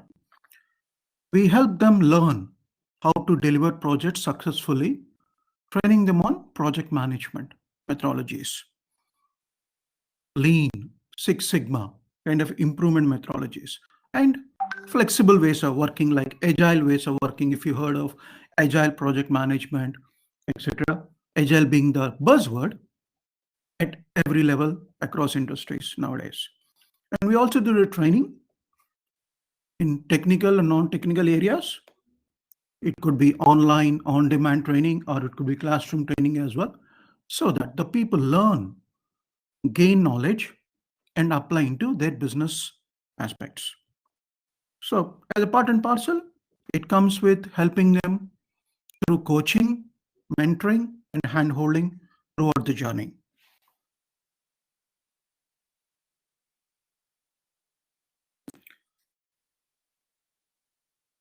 So the services we provide across these two categories of services at a high level. It could start from understanding what the customer wants to do, and design a solution, architect a solution, and develop that solution over a period of time. And finally, do the testing, whether it's meeting the requirements, and run the solution for them and maintain them in a long term. At some point, business conditions change, market conditions change, then we look at what the solution they have, what changes they need to make, what tweaks they need to do, and the cycle starts again. Understanding their needs, requirements, wants, and delivering them. It could be a specific outcome, or could be a set of services, transformation, end-to-end, across various latest and greatest themes. It could be based on cloud engineering, it could be mobility based, or the latest fancy thing, sensor based activities, Internet of Things, IoT. How can we connect different systems in an organization? It could be as simple as controlling the temperature in a conference room in the office using sensors based on the temperature in the room, based on the number of people there in the room, how the temperature can be controlled automatically so the meeting could be productive. It could be as simple as that. Or to a higher side, we automate the entire systems. What people do hands-on, part of it or most of it can be automated using software called software robots, if you heard of those.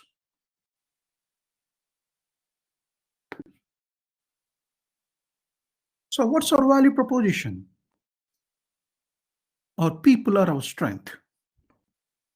They will be supported with the industry standard best practices, industry standard methodologies, with great knowledge and experience backed up, working to the customer needs flexibly, as much change as required, finally to deliver the quality outcomes to the customers on time, delivering better, faster, quicker, cheaper, a cost-effective solution for the customers. That's our value proposition.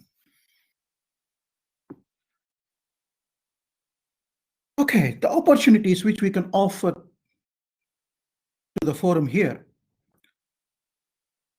Across this range of services and the business stream we work on, we could offer work placements or even sometimes apprenticeship.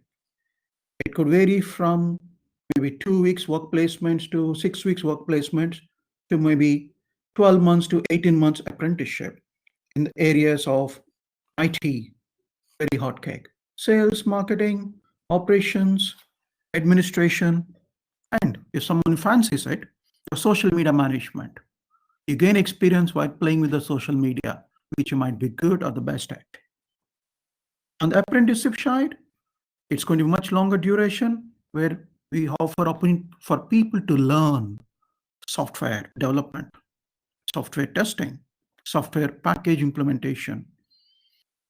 And sometimes we got apprenticeships in the areas of business administration, which includes sales, marketing, and all different aspects of running a business. So, as a summary, what we offer, an exciting opportunities for learning through these opportunities.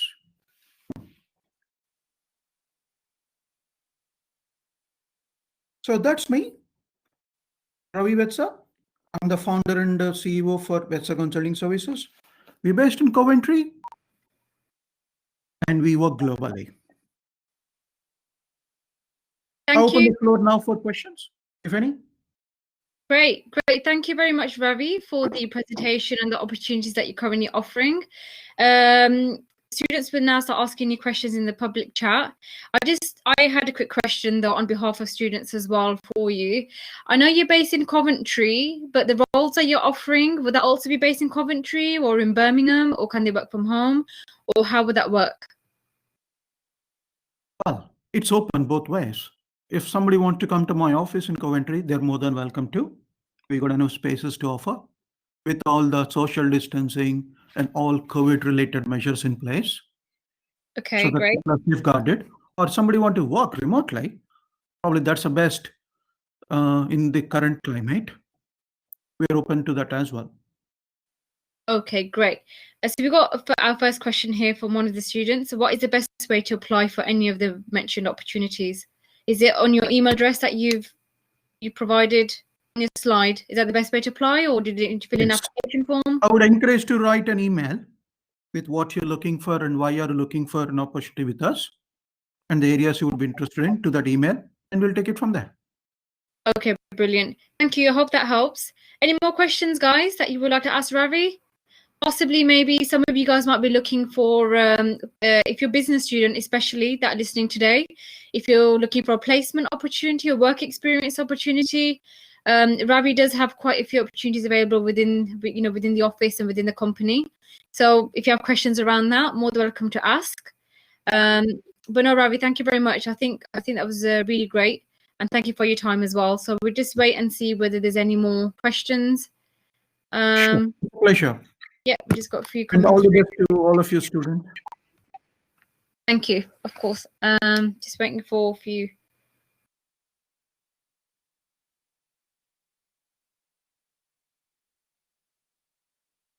Ravi, would you be able to put your email address in the public chat so students will be able to email you regarding any opportunities they may be interested in, if that's okay with you? Yeah. It's the same email on the slide pack, so let me type it again. It comes to me and my colleagues as well.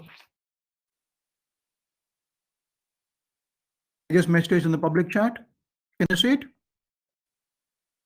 Yeah, we can see that. Brilliant.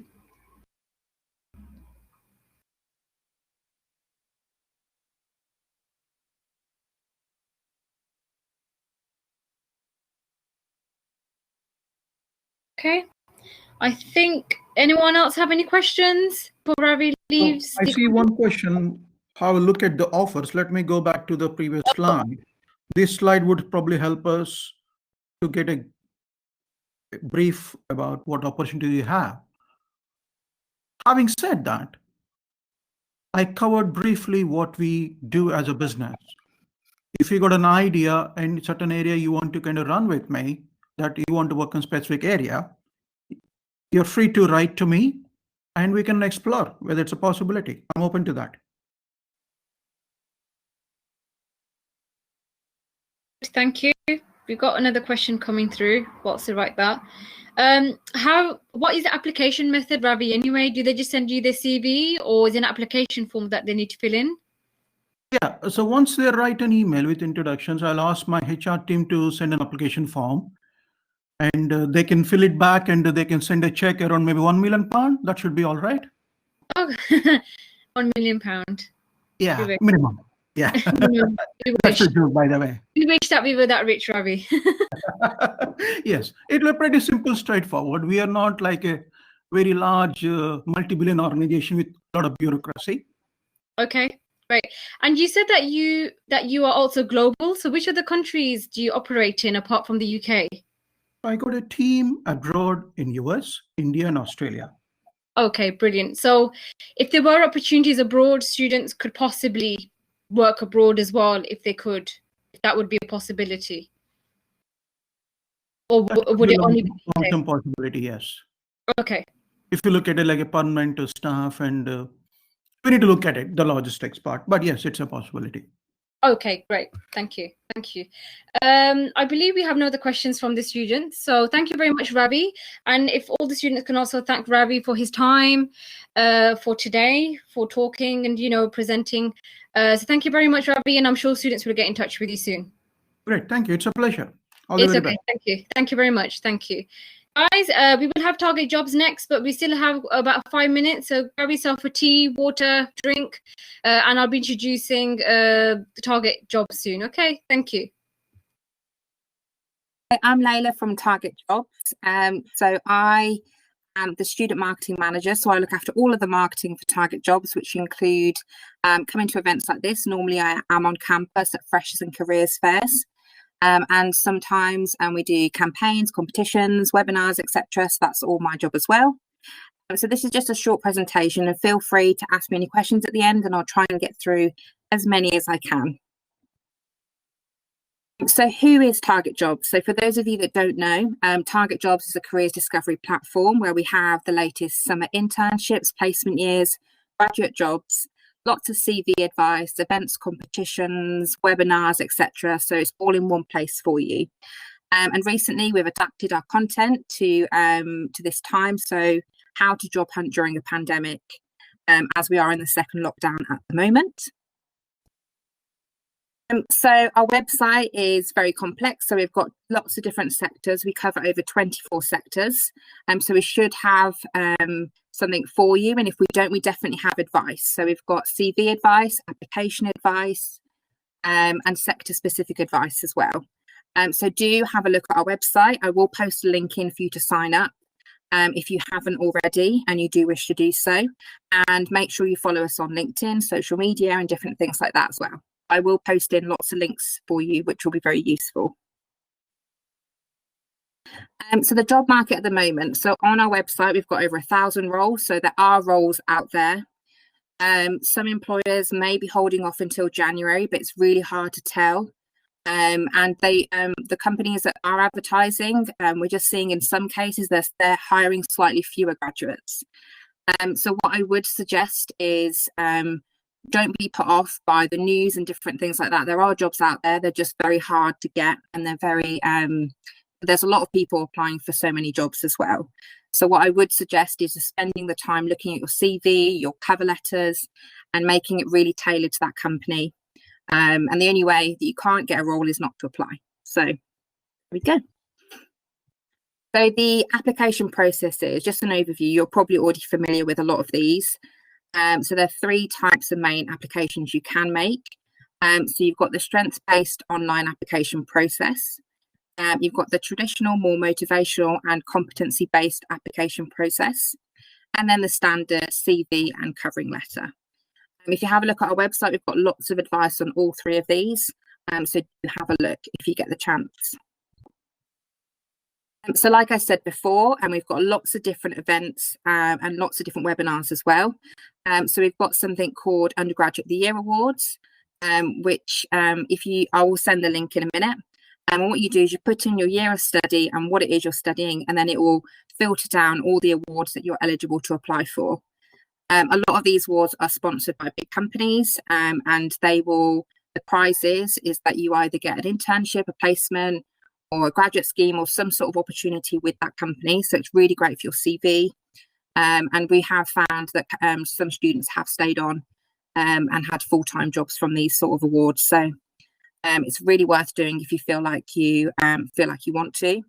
And then we've got lots of different awards in law, engineering, IT, etc. So do have a look on there as well. We've recently launched our webinar series. So if you have a look in a second when I send you the link, we've got things on like coding, CV writing, how to be more employable over Christmas and different things like that. So there will be something very useful for everyone in there. And then finally, so I will post this link in if you can't access it here. If you sign up, you have to make sure you don't have an account already. But what we're doing, anyone that uses this link will be entered into our £500 giveaway to buy some sort of tech or H&M products or anything like that to help you with your interviews and your jobs as well. So that's £500 from H&M and Amazon, £500 in total. But I will post that in the chat in a second. And then finally, just before I finish the presentation, over the lockdown period, I worked with a lot of different companies to create a new website during the coronavirus. So it's called Next Step Support, and on there we've got advice and skills, very much like on Target Jobs. But we've actually added in wellbeing, virtual events, employer updates, university updates, and then different things like Shortlist Me, which is practice video interview questions. So what I'll do is I'll send you all the links for that. If you do go to the virtual events section, just here, I don't even know if you can see that. On the top right hand corner of the page, you can see all of our past webinars we did over the summer, which includes career readiness, how to be resilient, and different things like that. So those that all can be found on our website, and you can definitely watch them all back, and hopefully they can help you as well. Yeah, does anyone have any other questions? I'll just get my links here for you. Hi Leela, thank you for your time and the presentation. That was very informative. Welcome. I have a question on behalf of the students. Would you be able to let us know the main sectors that you work with for the roles that you currently do have advertised? Yeah, of course. So I can read them all out if that's of interest. There's 24 of them. Would you like me to read them out to you? Yeah, and if you could put them in the chat as well, that would be great, so students can refer back to it. Yeah, of course. So we've got accountancy and financial management, civil and structural engineering, construction and building services, consulting, consumer goods, engineering, financial services and insurance, healthcare, hospitality, leisure and travel, HR and recruitment, investment banking and investment, IT and technology. We cover both law solicitors and law barristers. And then we've got logistics, transport and supply chain, management and business, marketing, advertising and PR, media, journalism and publishing, property, public service, charity and social work, quantity surveying and building surveying, and retail, buying and merchandising, sales, science and research, and then teaching and education. And what I'll do is I'll put a link in there for you, so everyone can have a look. Thank you. No worries. Questions to put in the chat for Leela? I'll pop in all these links here, which should be very useful. There is a lot on there, so you might want to copy and paste it. I don't know how it works when I leave, but yeah, so definitely follow us on LinkedIn. We've got lots of different things that we post on there as well. I'm currently registering. There's no digital marketing course on there. So if you choose marketing in general, we don't go into that much detail for these subjects. It's more about what you're interested in. And yes, it is totally free for students. And Next Step Support is also a free website. Yeah. Does anyone else have any other questions? There are a few people typing. No worries.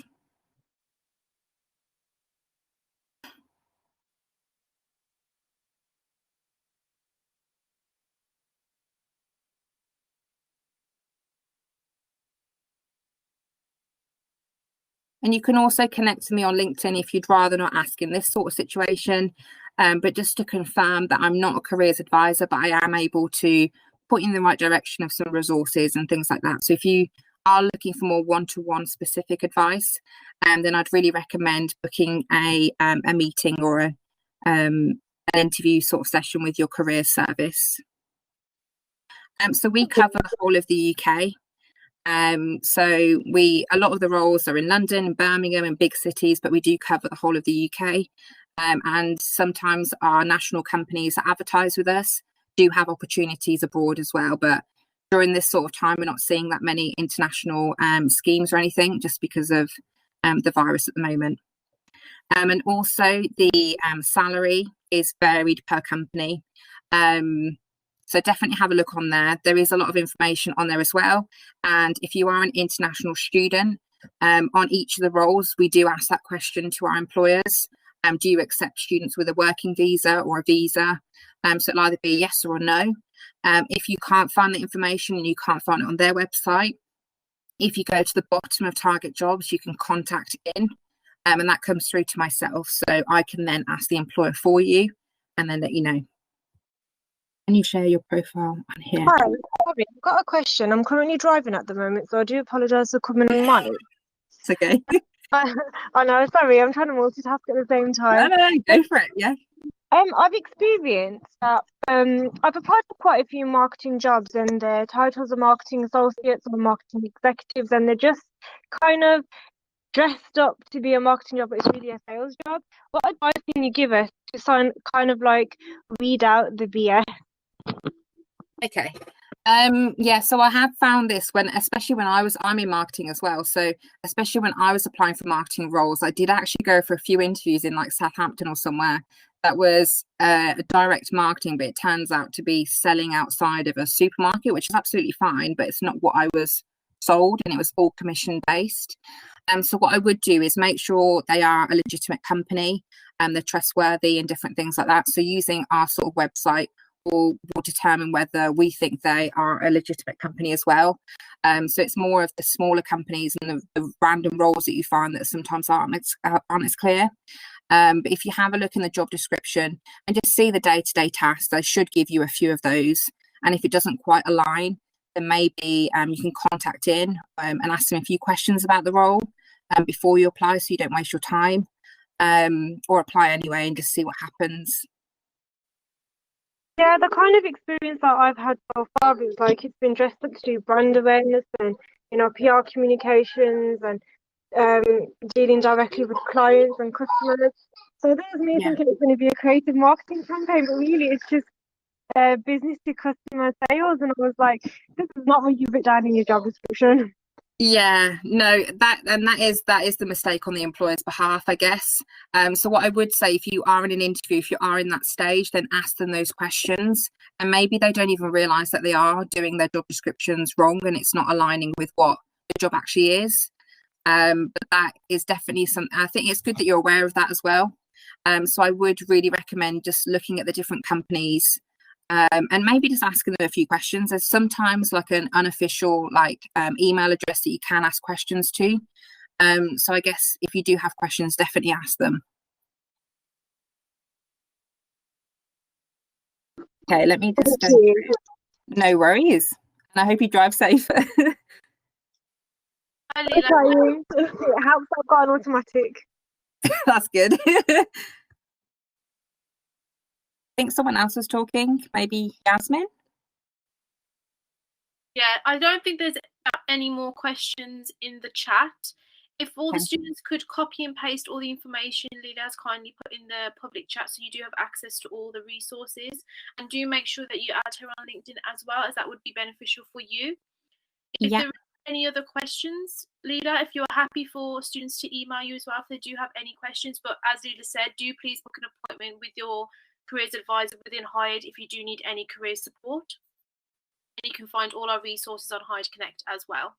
And this presentation will be shared later as well if anyone would like it. Yeah, no, that's fine. I don't think there's any more questions. Let me just have a look. Our names in the public chat for Leela if you scroll up a little bit higher. Wonderful. So I think I've answered all of them.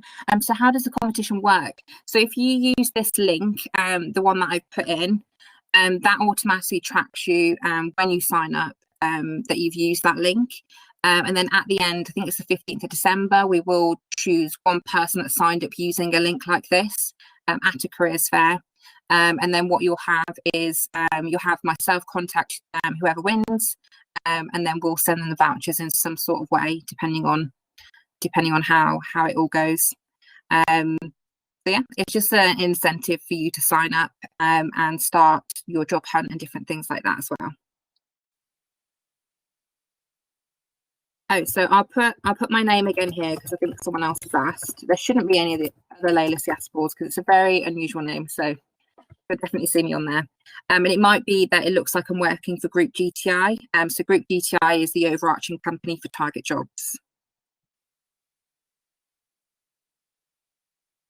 What I would suggest is I've been on a few careers fairs this week. What I would say for your covering letters, I'm not a careers advisor, but what we sort of suggest for students is definitely make sure that you're tailoring your covering letter to the company. I myself look at CVs and cover letters sometimes for internal roles that we're recruiting for, and it's very obvious when students copy and paste. And it's from my point of view, it's just a no. So what I would suggest is looking at the company, look at their values and different things like that. Mention them if you feel like they also connect with what you deem valuable for a company that you want to work for. Have a look in the news. Have they been doing anything over the past few months that you can say, oh, I saw you were doing this over lockdown, which has really inspired me to work for you because I want to help with X, Y, and Z.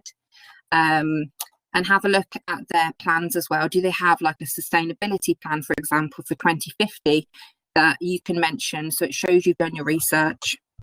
And a question here. So what advice would you give to someone who has no experience with applying for jobs?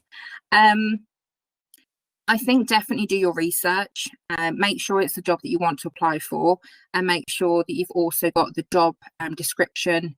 And you make sure you tailor that to your covering letter. So if they're asking for X, Y, and Z, like experience, just make sure that you've hit that. And if you haven't, maybe explain why.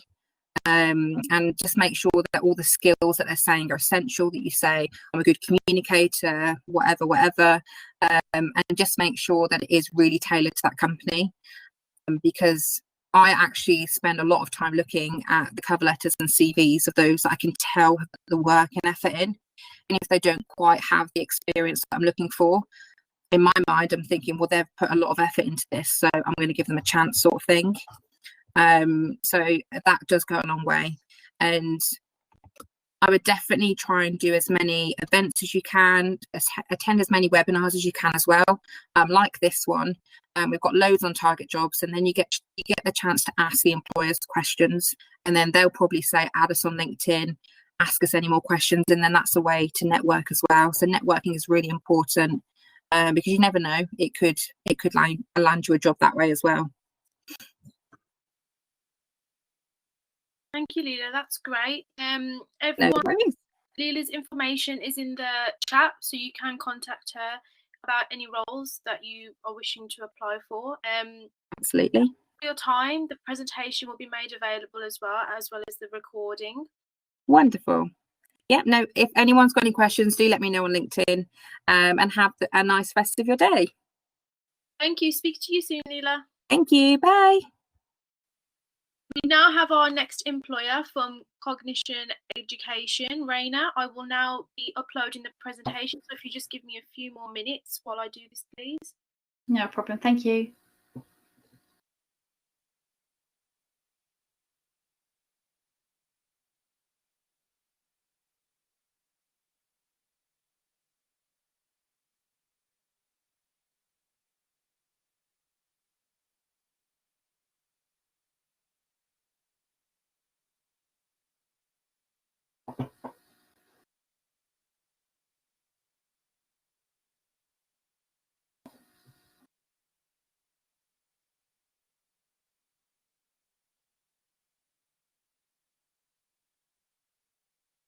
There we go.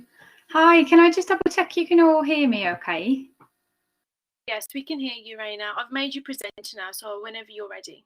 Brilliant. Thank you so much. Thank you very much. And thank you everyone for being here for this. So I am Raina, and I work for a company called Cognition Education, and I wanted to introduce a undergraduate and graduate placement program that we are currently running. The program is called Talent to Teach in Further Education, or FE, and the aim of the program essentially is to raise awareness of further education and a teacher role within it. And the placement itself essentially is just to give you a bit of background information about Cognition as well, is we're essentially a global education consultancy, and we deliver different government funded programs. So we've got 3 brands under it. We've got Wavelength, Begin Bright and Cognition Education, and we all essentially deliver different aspects of educational programs. So as you can see, Big and Bright delivers primary tutoring and kind of school readiness programs, and Wavelength is dealing with sort of digital learning platforms and technologies. But we here in Cognition, we predominantly work with the Department for Education, and this program, actually, this Talented Teaching FE program, is funded by the Education Training Foundation. And in essence, it's a very, very short placement opportunity where you get put into a further education setting for the duration of 40 hours. So you will be matched with a provider, whether it's an FE college or an independent training provider, based on your area. So when you sign up, you'll have to provide us with your postcode. So we will match you with a provider based on your area, and you will then be matched with them. You'll go into an FE setting for the duration of 40 hours, and just to get an insight into what FE is like, what it offers, and what a teacher role would potentially look like within it. And obviously, a lot of people don't actually know what FE is. They've never heard of it, just because it's kind of like, it's a little bit less known kind of educational area. So this is what this program aims to do. And in essence, we worked with two different types of providers. I mentioned we work with further education colleges and independent training providers, and the main difference is essentially that independent training providers are not run by the government or by the state. So they're essentially businesses. So most independent training providers also deliver their courses to businesses. So when in a college, you would go into a classroom and the classes would take place there. In an independent training provider, the teachers will actually go into businesses as well to deliver the courses there. So it depends on who you're placed with. It might be that you're experienced in that side as well, and they deal a lot with apprenticeships, for example. So you will get a lot of sort of different aspects of the further education.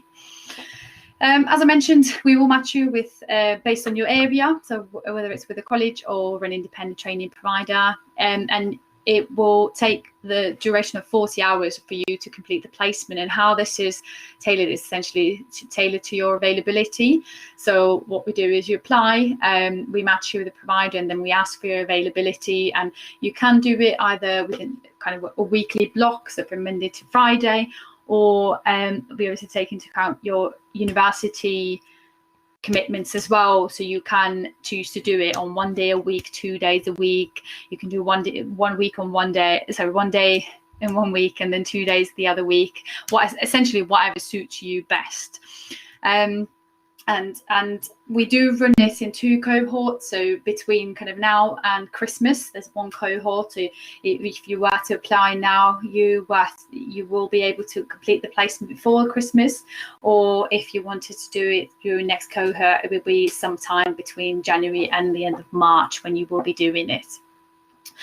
At the college, you will get assigned a mentor. So this person will be like your contact person throughout the placement. In essence, the placement itself, you will be shadowing a teacher or teachers on different days. You will be matched with your areas of interest usually, or if the college or independent training provider doesn't offer that subjects, it would be something really close to it. So you would be observing lessons, you will be talking about things like lesson planning, curriculum development, just to get a well-rounded insight into what a teacher role actually is, or what you would be doing on a daily basis. But overall, the aim is to give you a kind of holistic but realistic picture of FE and what it would look like. But what it also does is that if you complete your placement, and if you do decide that absolutely this is something for me, I want to see what I'd need to do to get a place in an FE college, to whether it's a teaching assistant role that you start off with or whatever it is, then you have the chance to kind of build a relationship with the provider and make these connections with them. So you are able to do that. You, at the end of your placement, there is sort of like an exit interview where you discuss all that, essentially what to do next if you wanted to pursue that.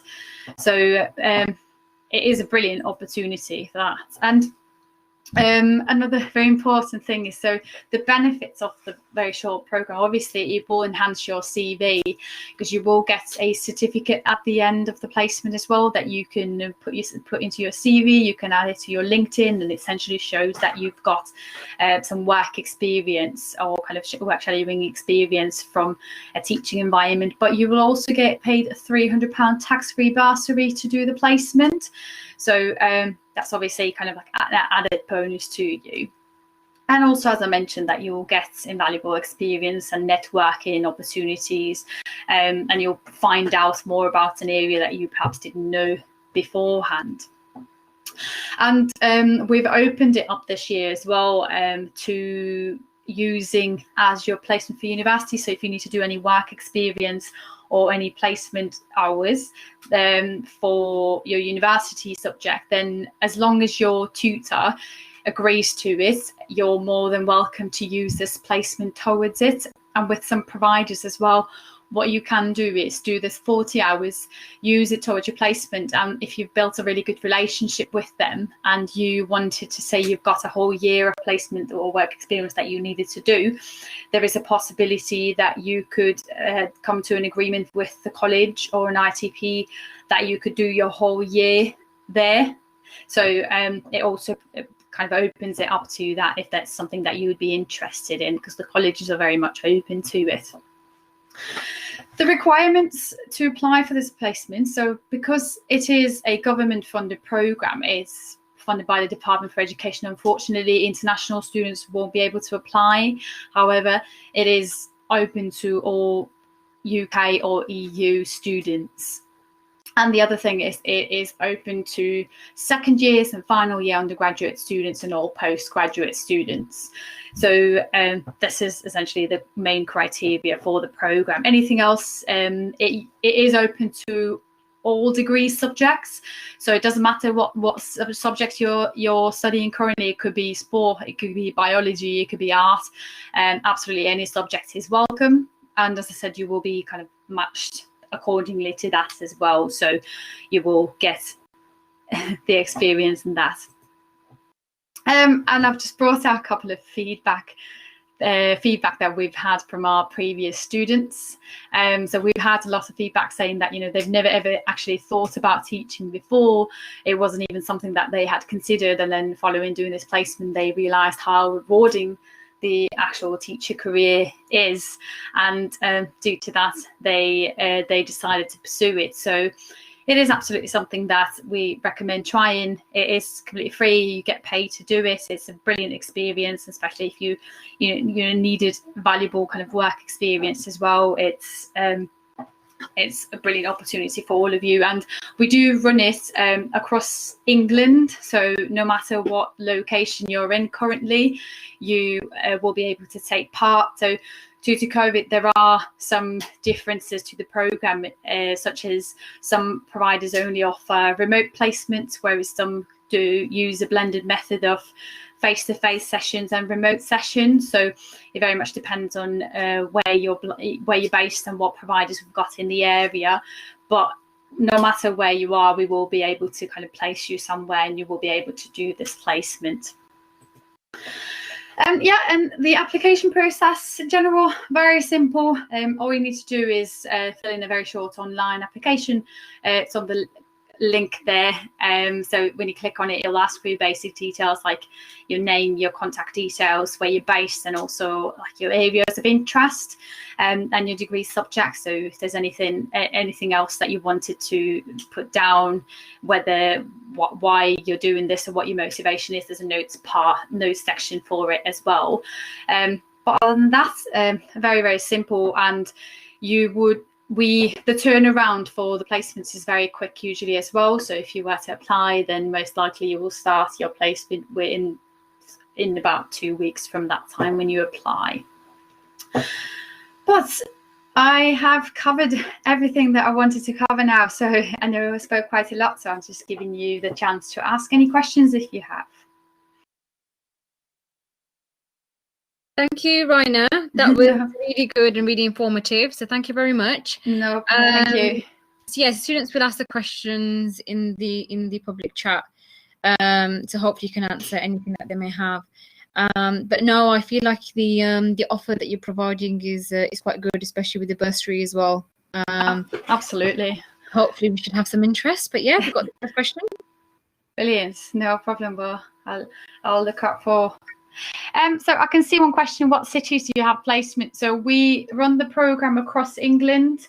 So pretty much anywhere in England, it doesn't matter where you're based, we will be able to place you with somebody. So whether we've got a provider in your area, or if we don't, we will most likely be able to offer you a remote only provider, and in that case, obviously, it won't matter where you're based. You'll just do it all remotely.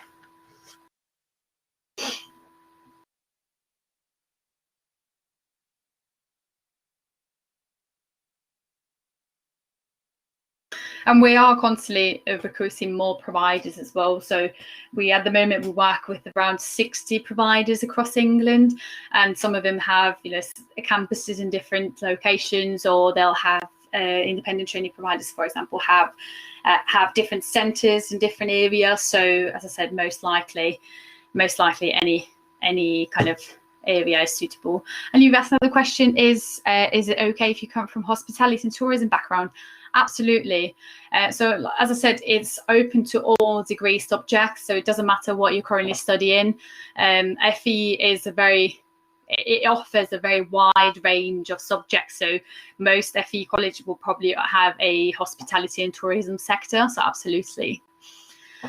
FE and morale, so I think everybody is staying positive, and there are a lot of cuts being made, but that's always the case, and it's nothing new. They always kind of are a bit not behind, but they're not as well looked after as other sectors. So I think it just depends, but I think all the colleges, they're doing their best, and the morale is, to be honest, like everybody, all the providers that I work with, it's really, really good, and they don't see it as an issue. It's just one of the things that they just have to kind of live with. So after we apply, will we have an interview? So no, so you don't have an interview as such. Like I said, there's no, as long as you match the criteria of being a UK or an EU student and being a second year, final year, or a postgraduate student, you are already on the program. So you don't have to match the criteria. There's nothing else. There's no interview as such. It's not a job. It's essentially just a work placement or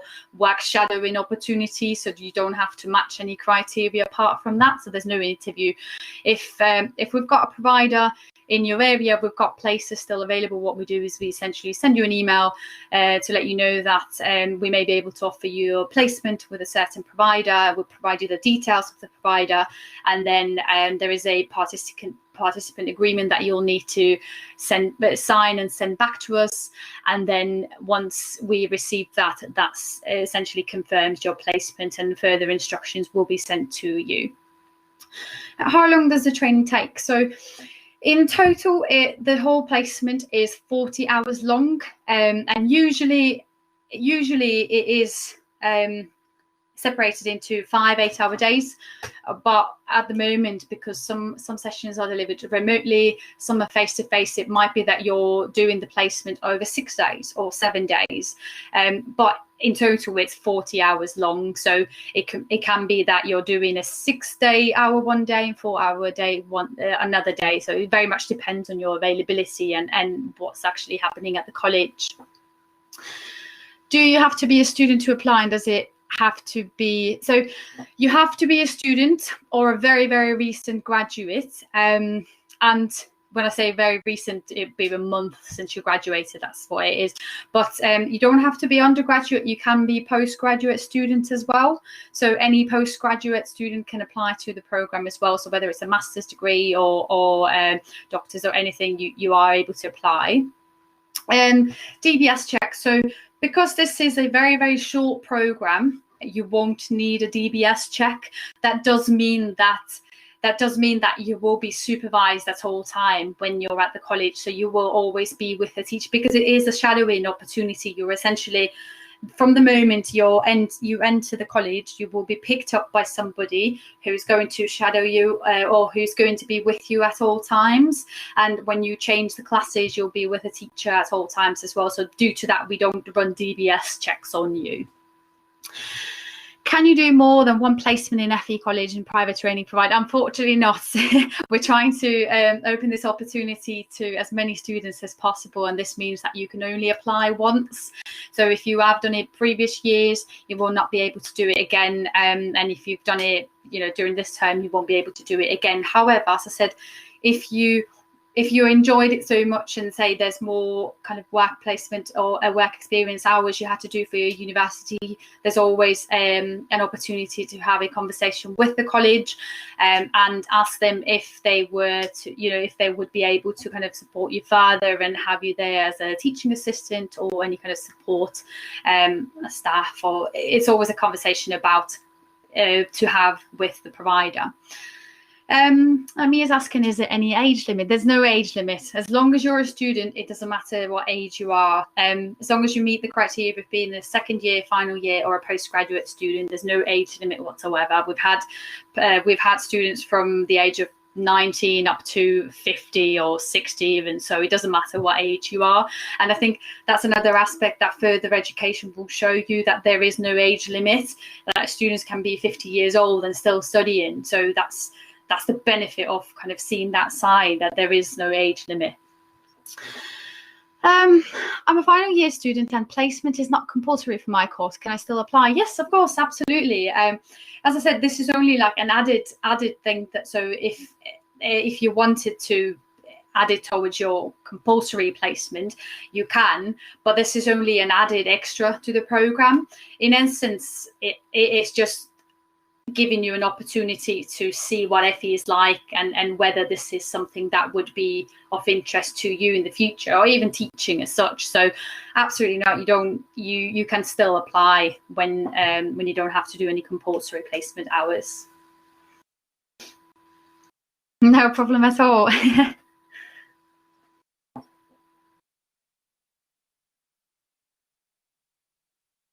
Lovely to see so much interest, because we're always trying to, because we're only advertising it, to be honest, through university job boards. So it's good to see so much interest from students. No, it's been brilliant, actually. Great questions from the students. So thank you very much, guys. Keep them coming through. I'm sure Ryan will be more than happy to answer this. Absolutely. And it is a very good opportunity. So yeah, so I think that you've got a few more, Rainer. Pass it on to you. No problem. Thank you. Can you still apply if you're a first year student? Unfortunately not.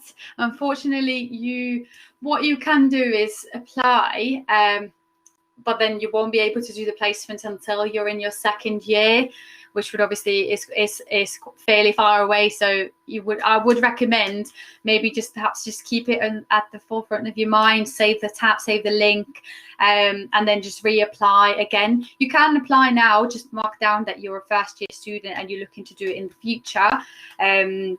But because it is quite far away, I would recommend just registering yourself at a time when you're in your second year.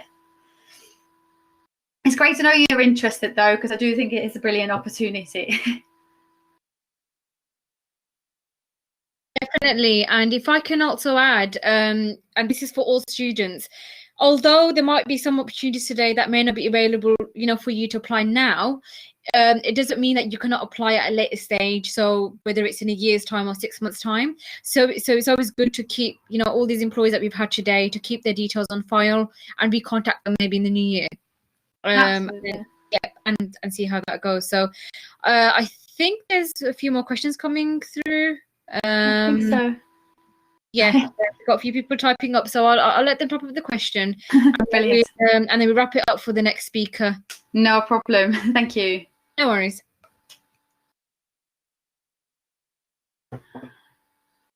Yeah, of course. I can share the link here. That's completely fine. There we go. There's a link.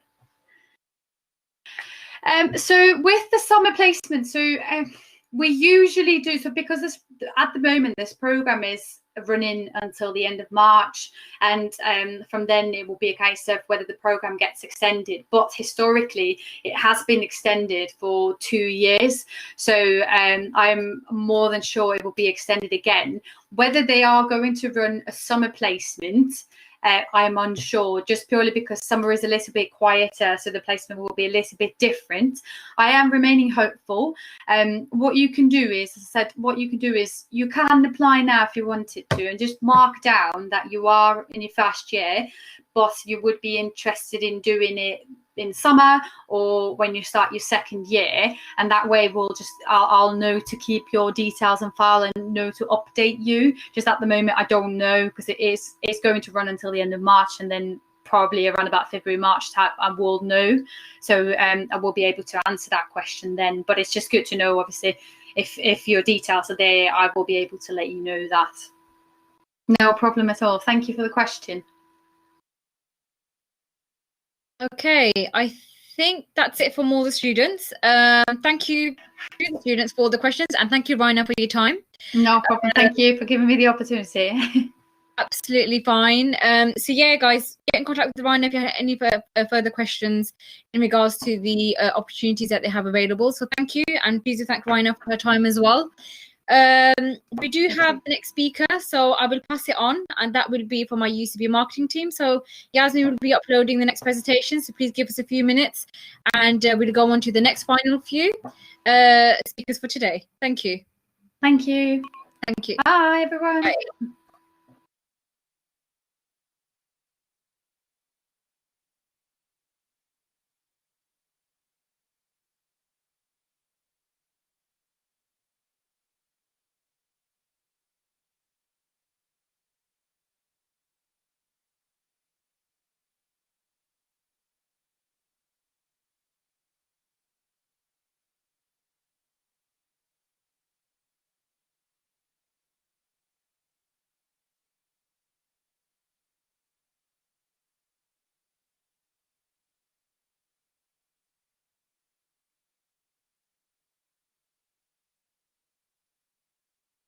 Thank you for waiting, everyone. Now we will have Bethan from the marketing team who will be discussing the postgraduate courses that we have available that you can apply to. And if I can pass it on to you now.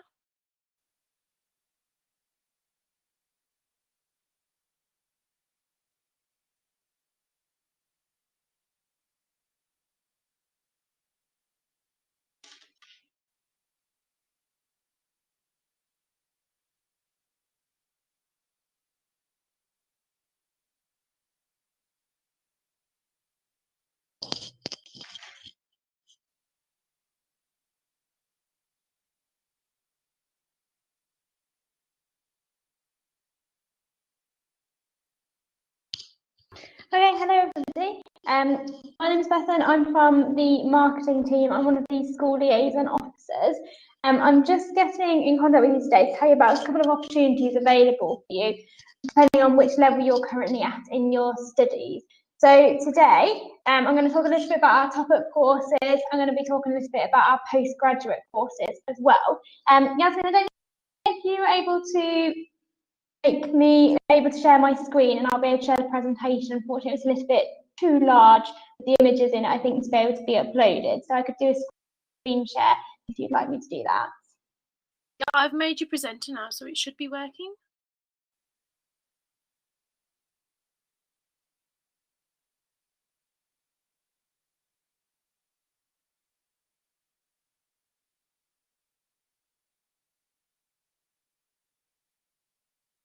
Is it possible to be able to do a screen share, Yasmin? And then I'll be able to share the screen with the presentation on.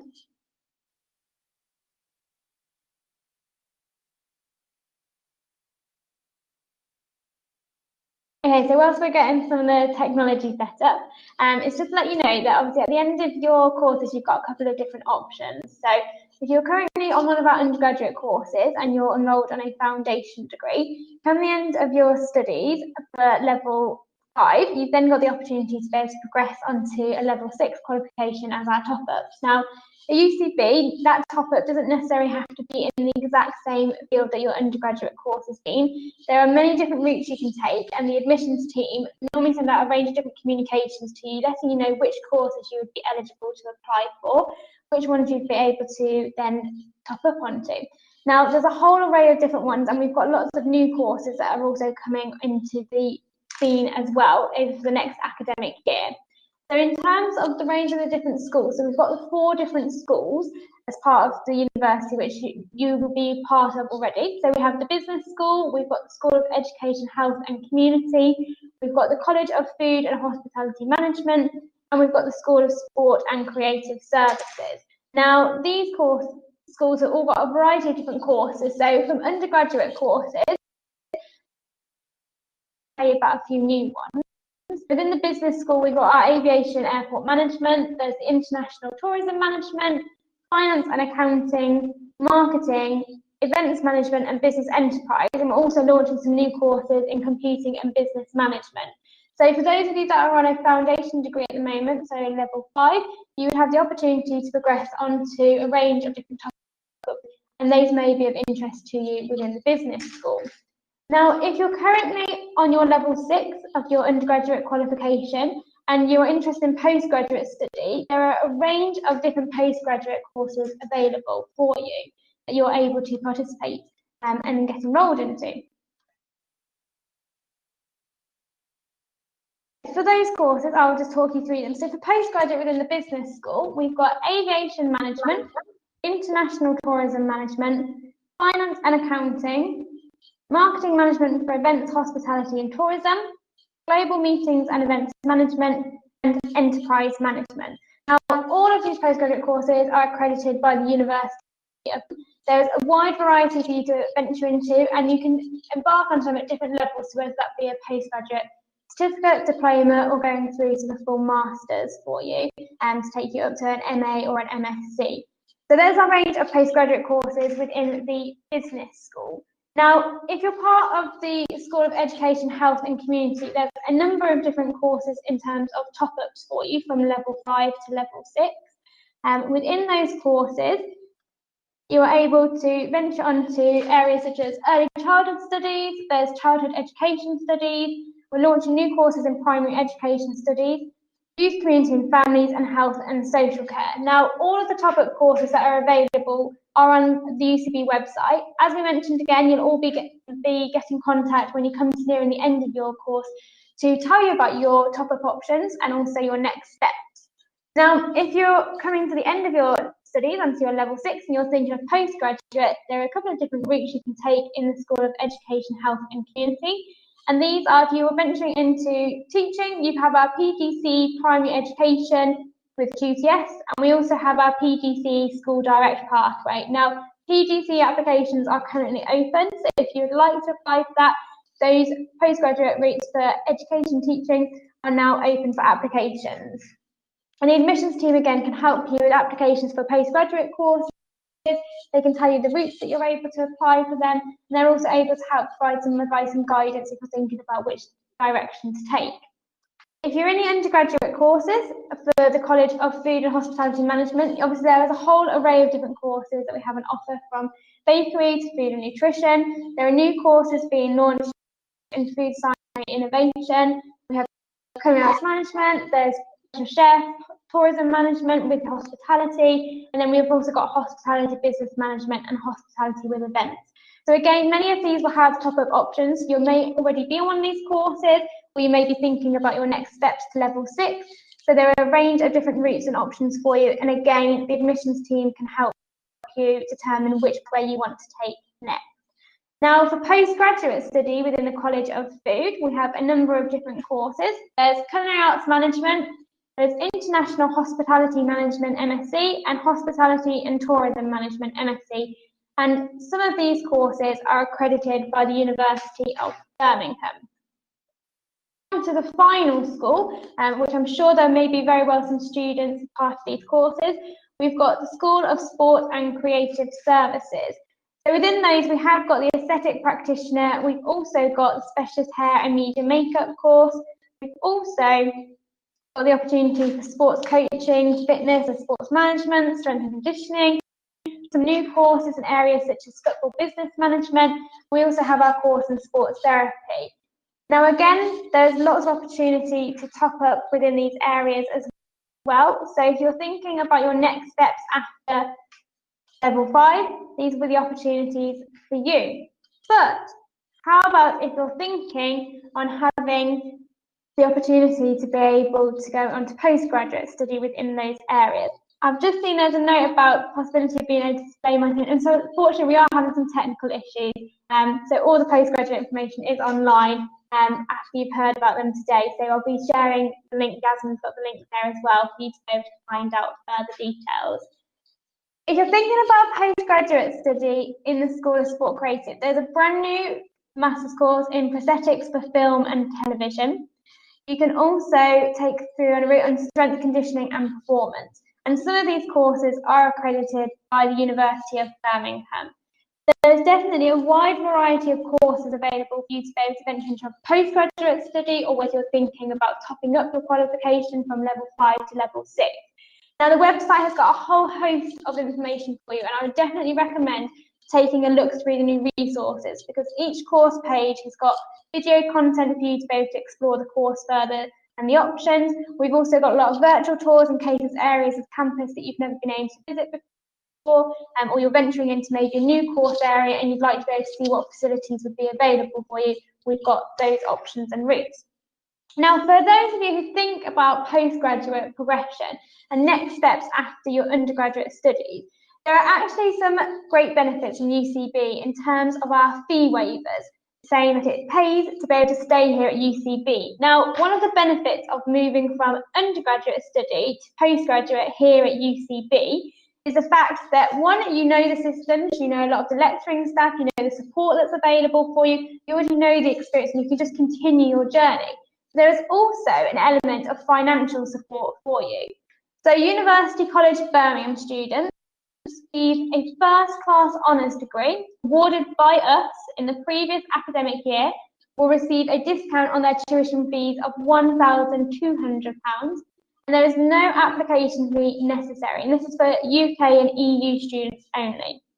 There is also a £600 discount for university college students progressing with any other classification achieved in the previous year. So this information about fee waivers is on the UCB website on the fees page for postgraduate study, but it's definitely worth considering these options. And there are also opportunities for you to be able to get postgraduate loans available to help you with your studies, which I know the higher team can help give you a range of information on those routes as well. Postgraduate fees, there's a range of postgraduate loans that you can take out from the student finance company.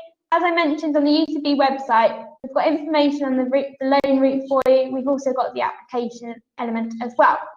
But how can you actually find out about all of these courses and all of these options? We have got open days that will be coming up very shortly for you to be able to find out more about the postgraduate courses. And what we'll be telling those about those dates in just a moment. So the open days at the moment are currently taking place online.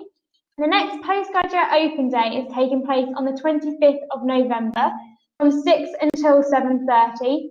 You'll be able to book a presentation for the course that you're interested in finding out more. All our support services will also be available. So if you do have questions about financial support, wanted to talk to the student finance team about postgraduate loans, or you'd wish to be able to speak to the careers service about which routes to be able to take next, they'll all be on hand at the online open day. If you're thinking about your top-up routes and you'd like to know a little bit more about the undergraduate courses, the next undergraduate open day is taking place on the 28th of November.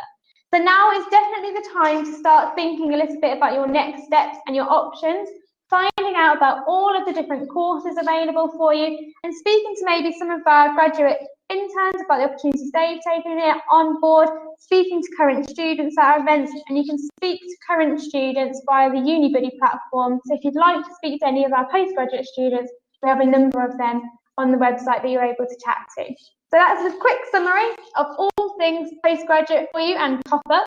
So I wish you the best of luck with your studies, and we hope to see you at one of the online open days. Thank you. And if you've got any questions, you're more than welcome to put them into the chat box. Thank you very much. Thank you, Bethan, for your time. Does anyone have any questions? If you do, can you please put them in the chat box for me? I've put some links in there as well. So I've put the link for all the courses, postgraduate courses. I've also put a link for scholarships and waivers and information on when the next open days are. So if you just want to save these links so you can look at them later. This presentation will also be available in 24 hours with the recording as well.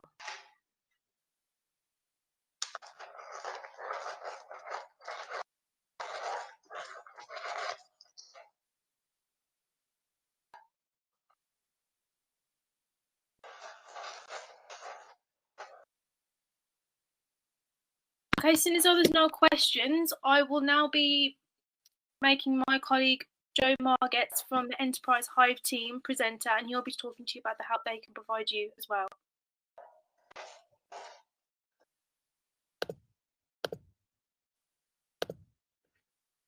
Hi there, guys. Good afternoon.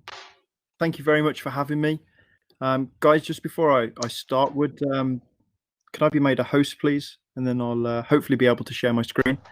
I hope you're all well at home. I think most people are at home, in out of the university. As you can probably tell, I'm in McIntyre House. And it's nice to be in the university campus a little bit. What I'm going to do, guys, I'm going to share my screen if it works. And I am going to run you through the Enterprise Hive. I think Justin has left her microphone on, getting a bit of background noise there. That's grand. Yasmin, are you able to mute Bethan from the host side?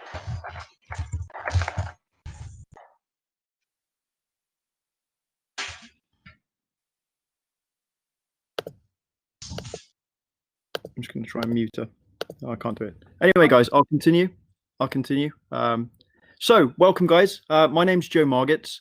I'm one of the two people that work in the Enterprise Hive, and the Enterprise Hive is the provision at UCB for any student or graduate that wants to set up their own business. So, I'm going to keep my presentation quite short, simply because this opportunity isn't for everyone. Not everyone wants to go and set up their own business. But for some people, it's a real passion, and you can take comfort in knowing that UCB has a very strong provision if you are a person that wants to set up your business.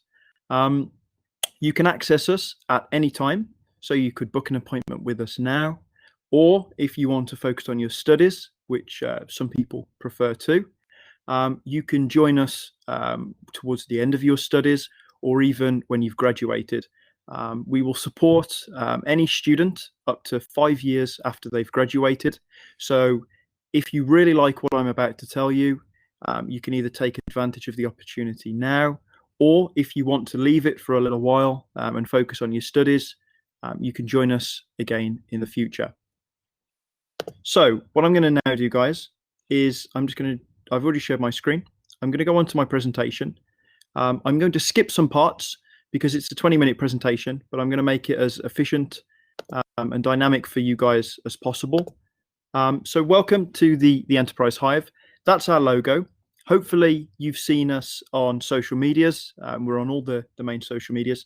Hopefully you've seen us and our logo around the campus.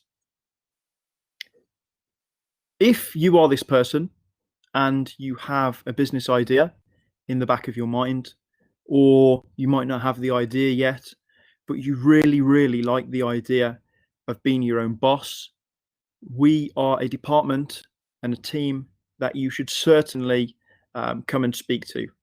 Traditionally, we would be on campus and we would sit down and we would have a coffee together and we would explore whatever idea that you had at that time. But of course, due to COVID, like most businesses, most departments, we've moved virtual. So we're a 100% virtual department. All of our appointments take place online at the moment and our business boot camps. So it's totally safe for yourselves and also the team. So first thing that you guys will be entitled to if you join the Enterprise Hive is unlimited one-to-one consultancies. So there's myself, Joe, and there's another enterprise advisor called Nathan. We have quite a wide schedule available, and I'll publish that in a moment for you guys. But in essence, throughout the week, we offer many one-to-one, 1-hour consultations, and it's a place to come. It's a safe environment if you have a business idea, or if you already have a business, or you just want to speak to someone who has knowledge of setting up businesses. It's a safe environment for you to come to, and we can explore and plan your journey in setting up your business. So that's the first benefit, unlimited one-to-ones. We have some people that come to us once a month. We have some people that come to us every single week.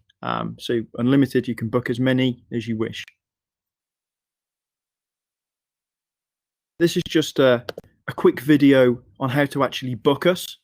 So if you just glance over, if you want to book an appointment with us, you just go onto the UCB website, onto the portal.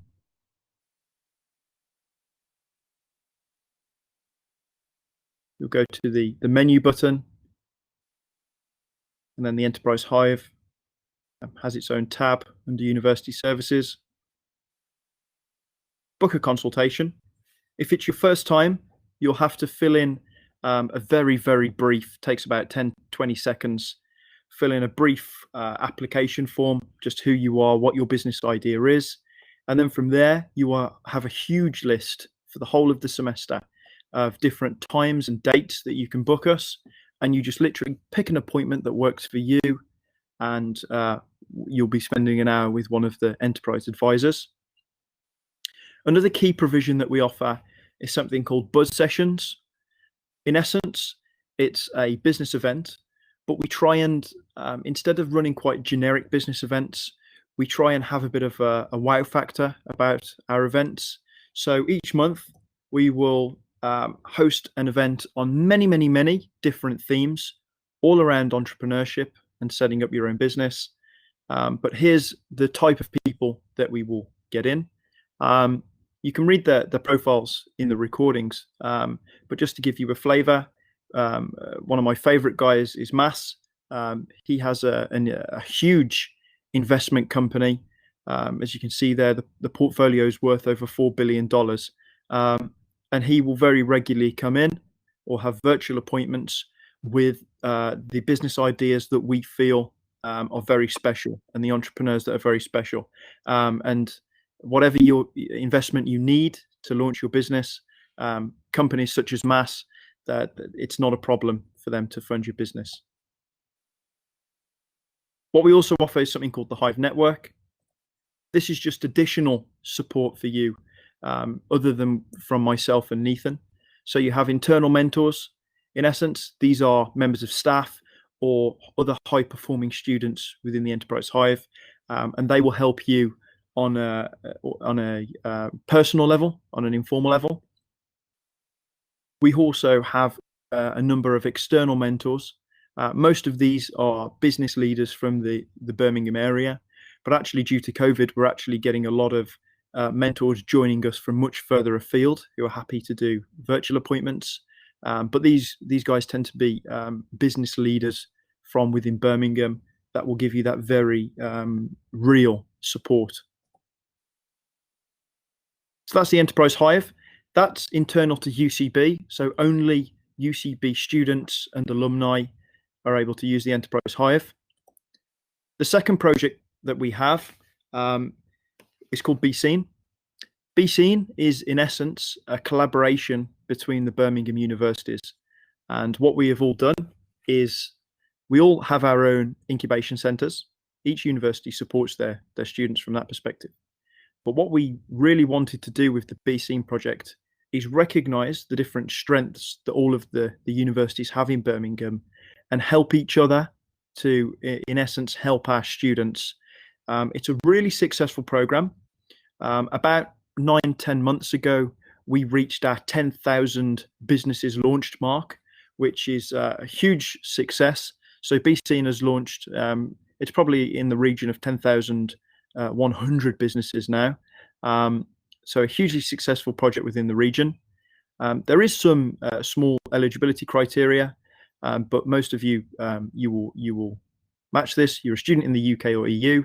If you choose UCB, you're a student here, you will match that.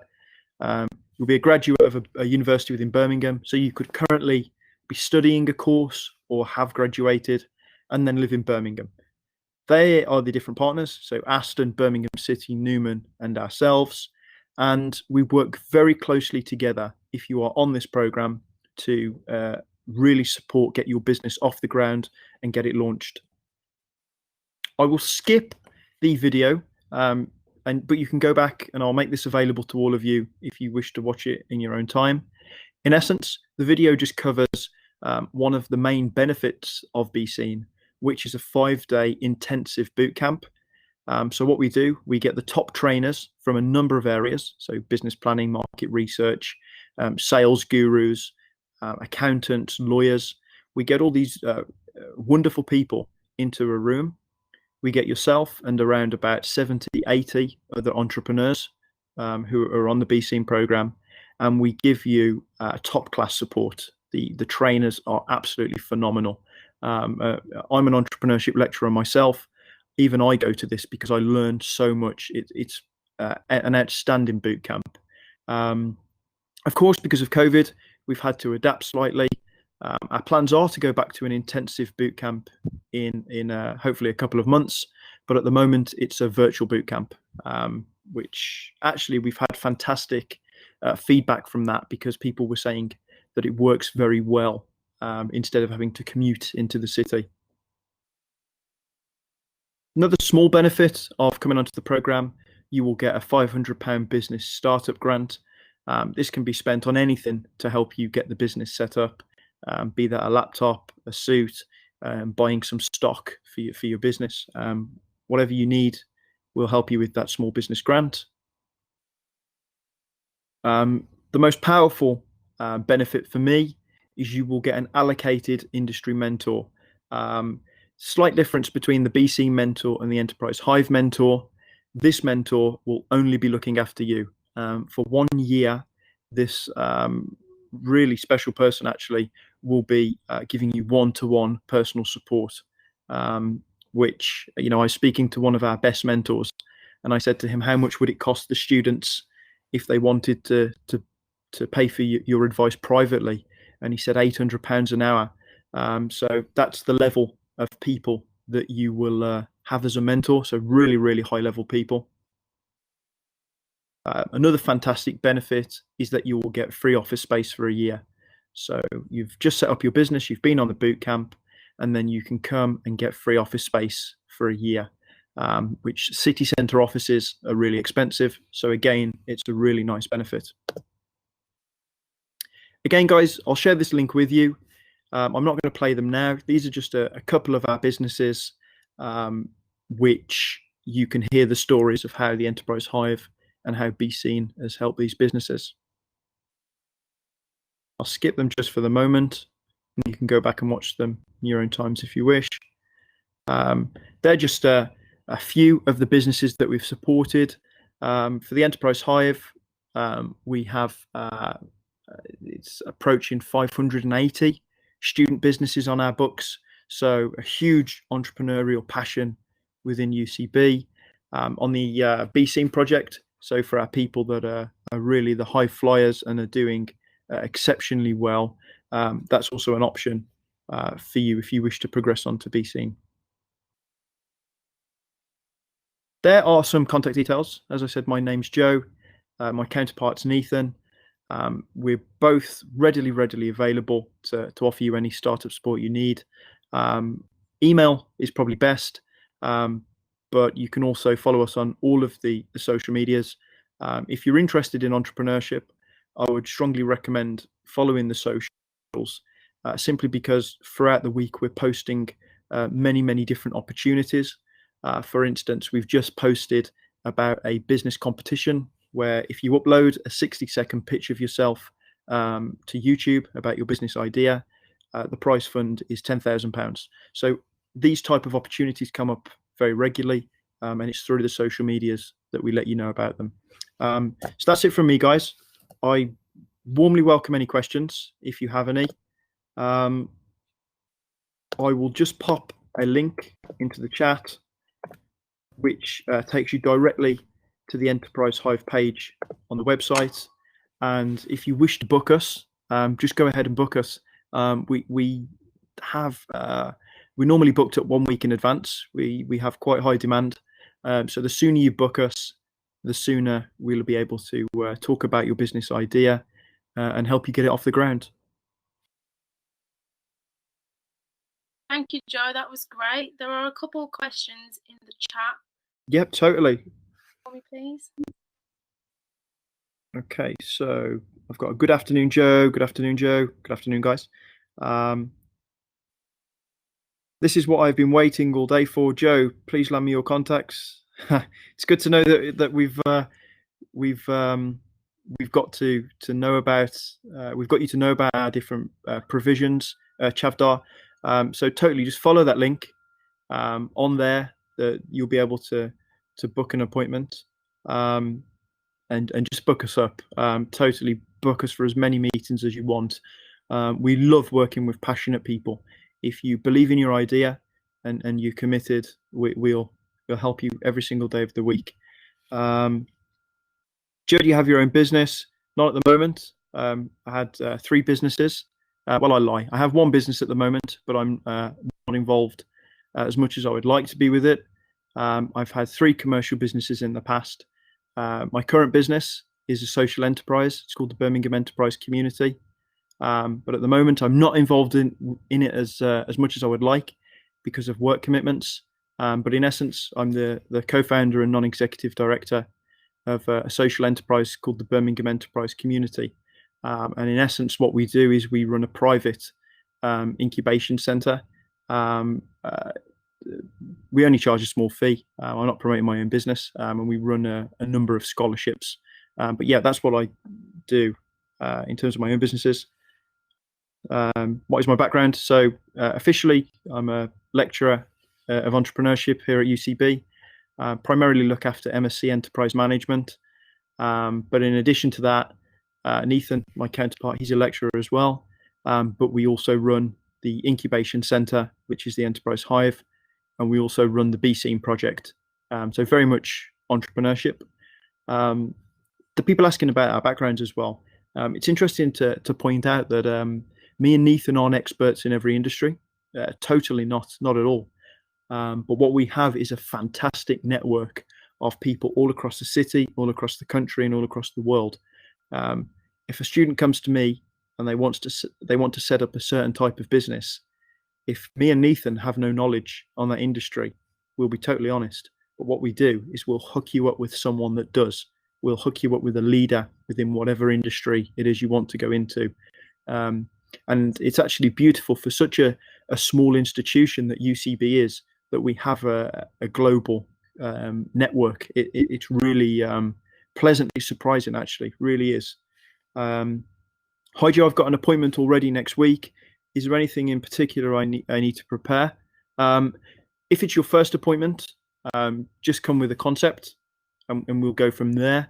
If it's not your first appointment, the enterprise advisor will have set some targets and some things for you to bring to the next meeting. Yep.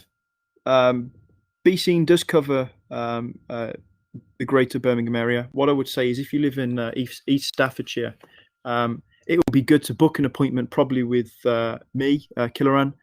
And what I'll do is I will look at the eligibility and I'll see if your postcode is actually eligible.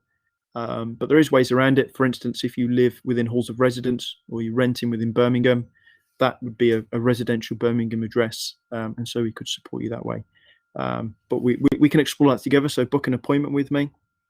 Do you have to be an enterprise student to join the Enterprise Hive and B-Scene? No, any student is welcome. Any student or graduate is welcome. And surprisingly, we have our least users are business students. It's the other schools. I don't know if that's because the business students feel that they can do it alone, which they can't. No one can launch a business alone. You need a good network of support. But no, it's open to any course, any level. You could be a college student, you could be a postgraduate student. Another question we often have is, my business partner is not a UCB. They have nothing to do with UCB. That's fine for them also to come to the meeting, as long as you were there as a UCB student or graduate. Do we just email you and mention that I'm a recent graduate if I want to focus on this after my level 6 studies? Yep, totally. What I would say is it would be good to, not at the moment, but it would be good when the world's back to normal to have a coffee. So we at least know you, we know your face, we know roughly what your idea is, and we can put that as an action plan that when you finish your studies, we'll explore together your business concept. That was a question from Zara. I've got a foundation set up already for a business. Are you able to give advice on social media, setting up proper online stories, that sort of thing? Yep, totally, Jack. My background is not marketing. I have a startup knowledge on marketing, so I would totally meet with you. What I would then do is Nathan would probably take more of an interest in your business just from the marketing perspective, because he has more knowledge in that area. And then what we would do is, if your business went on to be seen, you would work with the marketing expert, so someone that is solely their area of expertise. And following on from Jack's question, that's a lot of what we do is we support you, but then we bring other people in to support you. You know, if say, for instance, you have some legal questions, we'll reach out to our legal partner that provides free legal support. So I will arrange for you to have a meeting with them or the social media expert. A lot of what we do is we give you access to people and almost build a team of support around you. Caitlin or Catalin, sorry. So basically, do you give support from zero? I came with a business idea and you helped me with writing a business plan and how to obtain. Yep, we'll help you with any of that. We can help you with writing a business plan. We'll teach you more efficient ways to launch a business. A business plan is quite an old way of launching a business, so we can explore more efficient ways, but we can also do a business plan. We can talk about things like sources of finance, business grants. We can help you with grant applications. So basically, you give support from zero. I'm interpreting that two ways. Zero as in all of our services are free. Everything to do with the Enterprise Hive and Be Seen is free. We will never recommend a service that costs. We will only recommend free support services. And then the other way I'm interpreting that is that we will take you from a base level. So literally, as long as you've got an idea, that's all we need you to have, and we'll launch it from there. Abby, thank you. No, pleasure. Total pleasure. A person's just asked if we need to pay a fee, Andrea. I've just covered that, sorry. Totally free. We will never recommend anything that costs your business.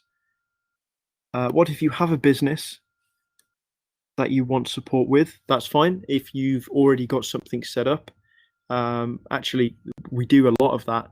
We have a student that is either a freelancer or they have a bit of a side hustle that they would call it, and it's not growing as much as they would like. We will look over it. So yep, if you've got an existing business, totally that would be really good and interesting to work with you.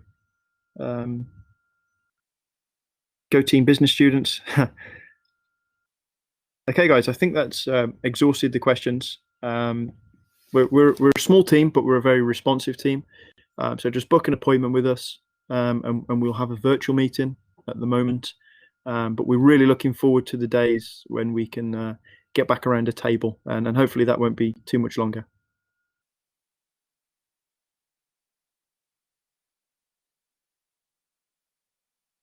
Okay, guys, if there's no more questions, I'll hand over back to the hired team. Thank you guys for doing such a great event today. Thank you.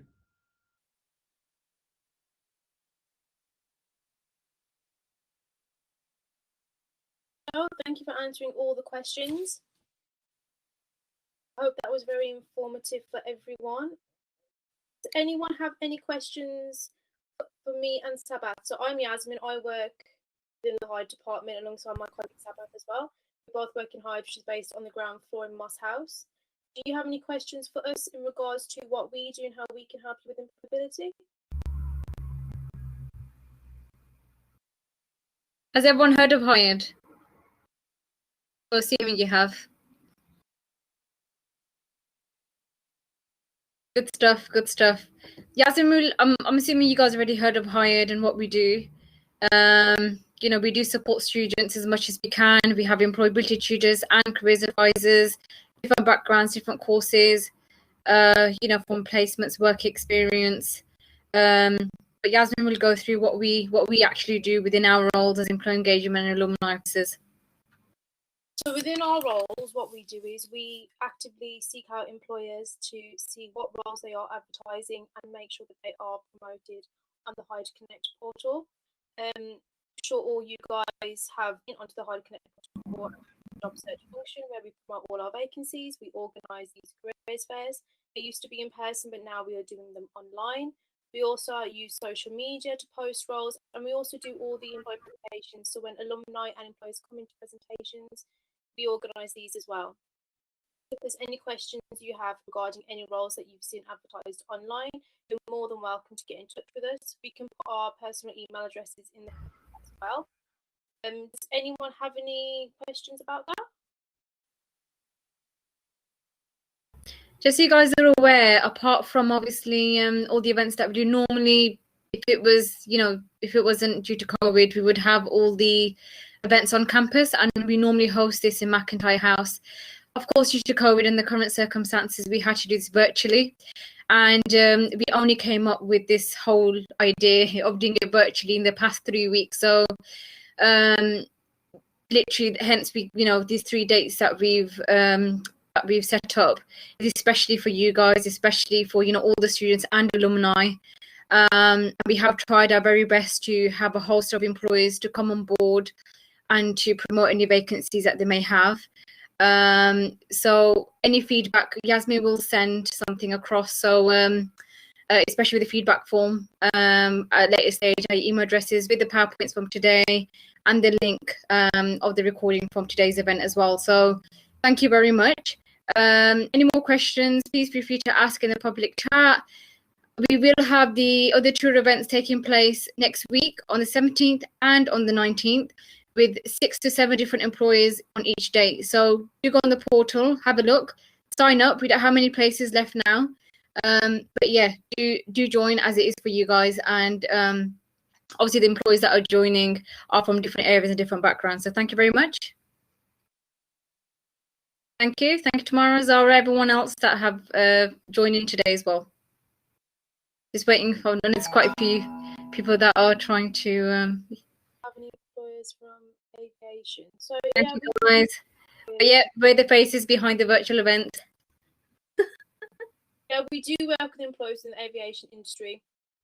See, due to COVID, there are a lot of roles that are currently unavailable, and a lot of companies are recruiting that they for the next academic year. But if you were looking to move into the aviation industry, it would be beneficial if you put careers up with one of the advisors and do some research about the kinds of roles you are looking to apply for, and then we can support you through the process as well. So if you have found any roles that you potentially want to apply for, please feel free to book an appointment and one of the advisors can go through this with you.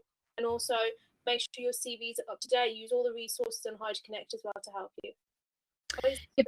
I can also add, Daniel, we do have a few aviation employees coming in next week, which has been stated on the portal. So on Tuesday, we have the Royal Air Force, who have many roles. And on Thursday, we have a company called PGL, who are also offering roles from the aviation sector. So do join in.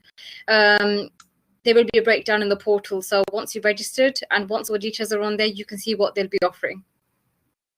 Actually, just seeing the message, why is it so difficult to access Hive services? Would you be able to let me know what you mean by difficult? Have you tried to book an appointment with one of the advisors? We are all available virtually on email. You can drop an email to the Hive inbox and we will be able to reply to you. Is there anything in particular you need support with that you would like to message us about? It could be that due to the current situation, if you were trying to contact anyone in the past 6 months, do bear in mind that a lot of staff were on furlough and they just returned. So that could be a possibility if you are finding it difficult to get in contact. Most of us just returned in mid-September and full-time from 1st of October. But usually if you email hired@ucb.ac.uk, we check this on a daily basis. So there is someone always available. So we do check the Hired inbox on a daily basis. I'll put the email address in the chat box as well. For anyone that has any queries, feel free to email.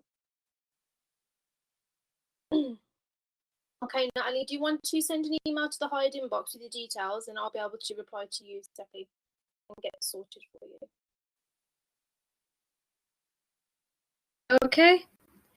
Okay, great stuff, guys. Thank you very much for today.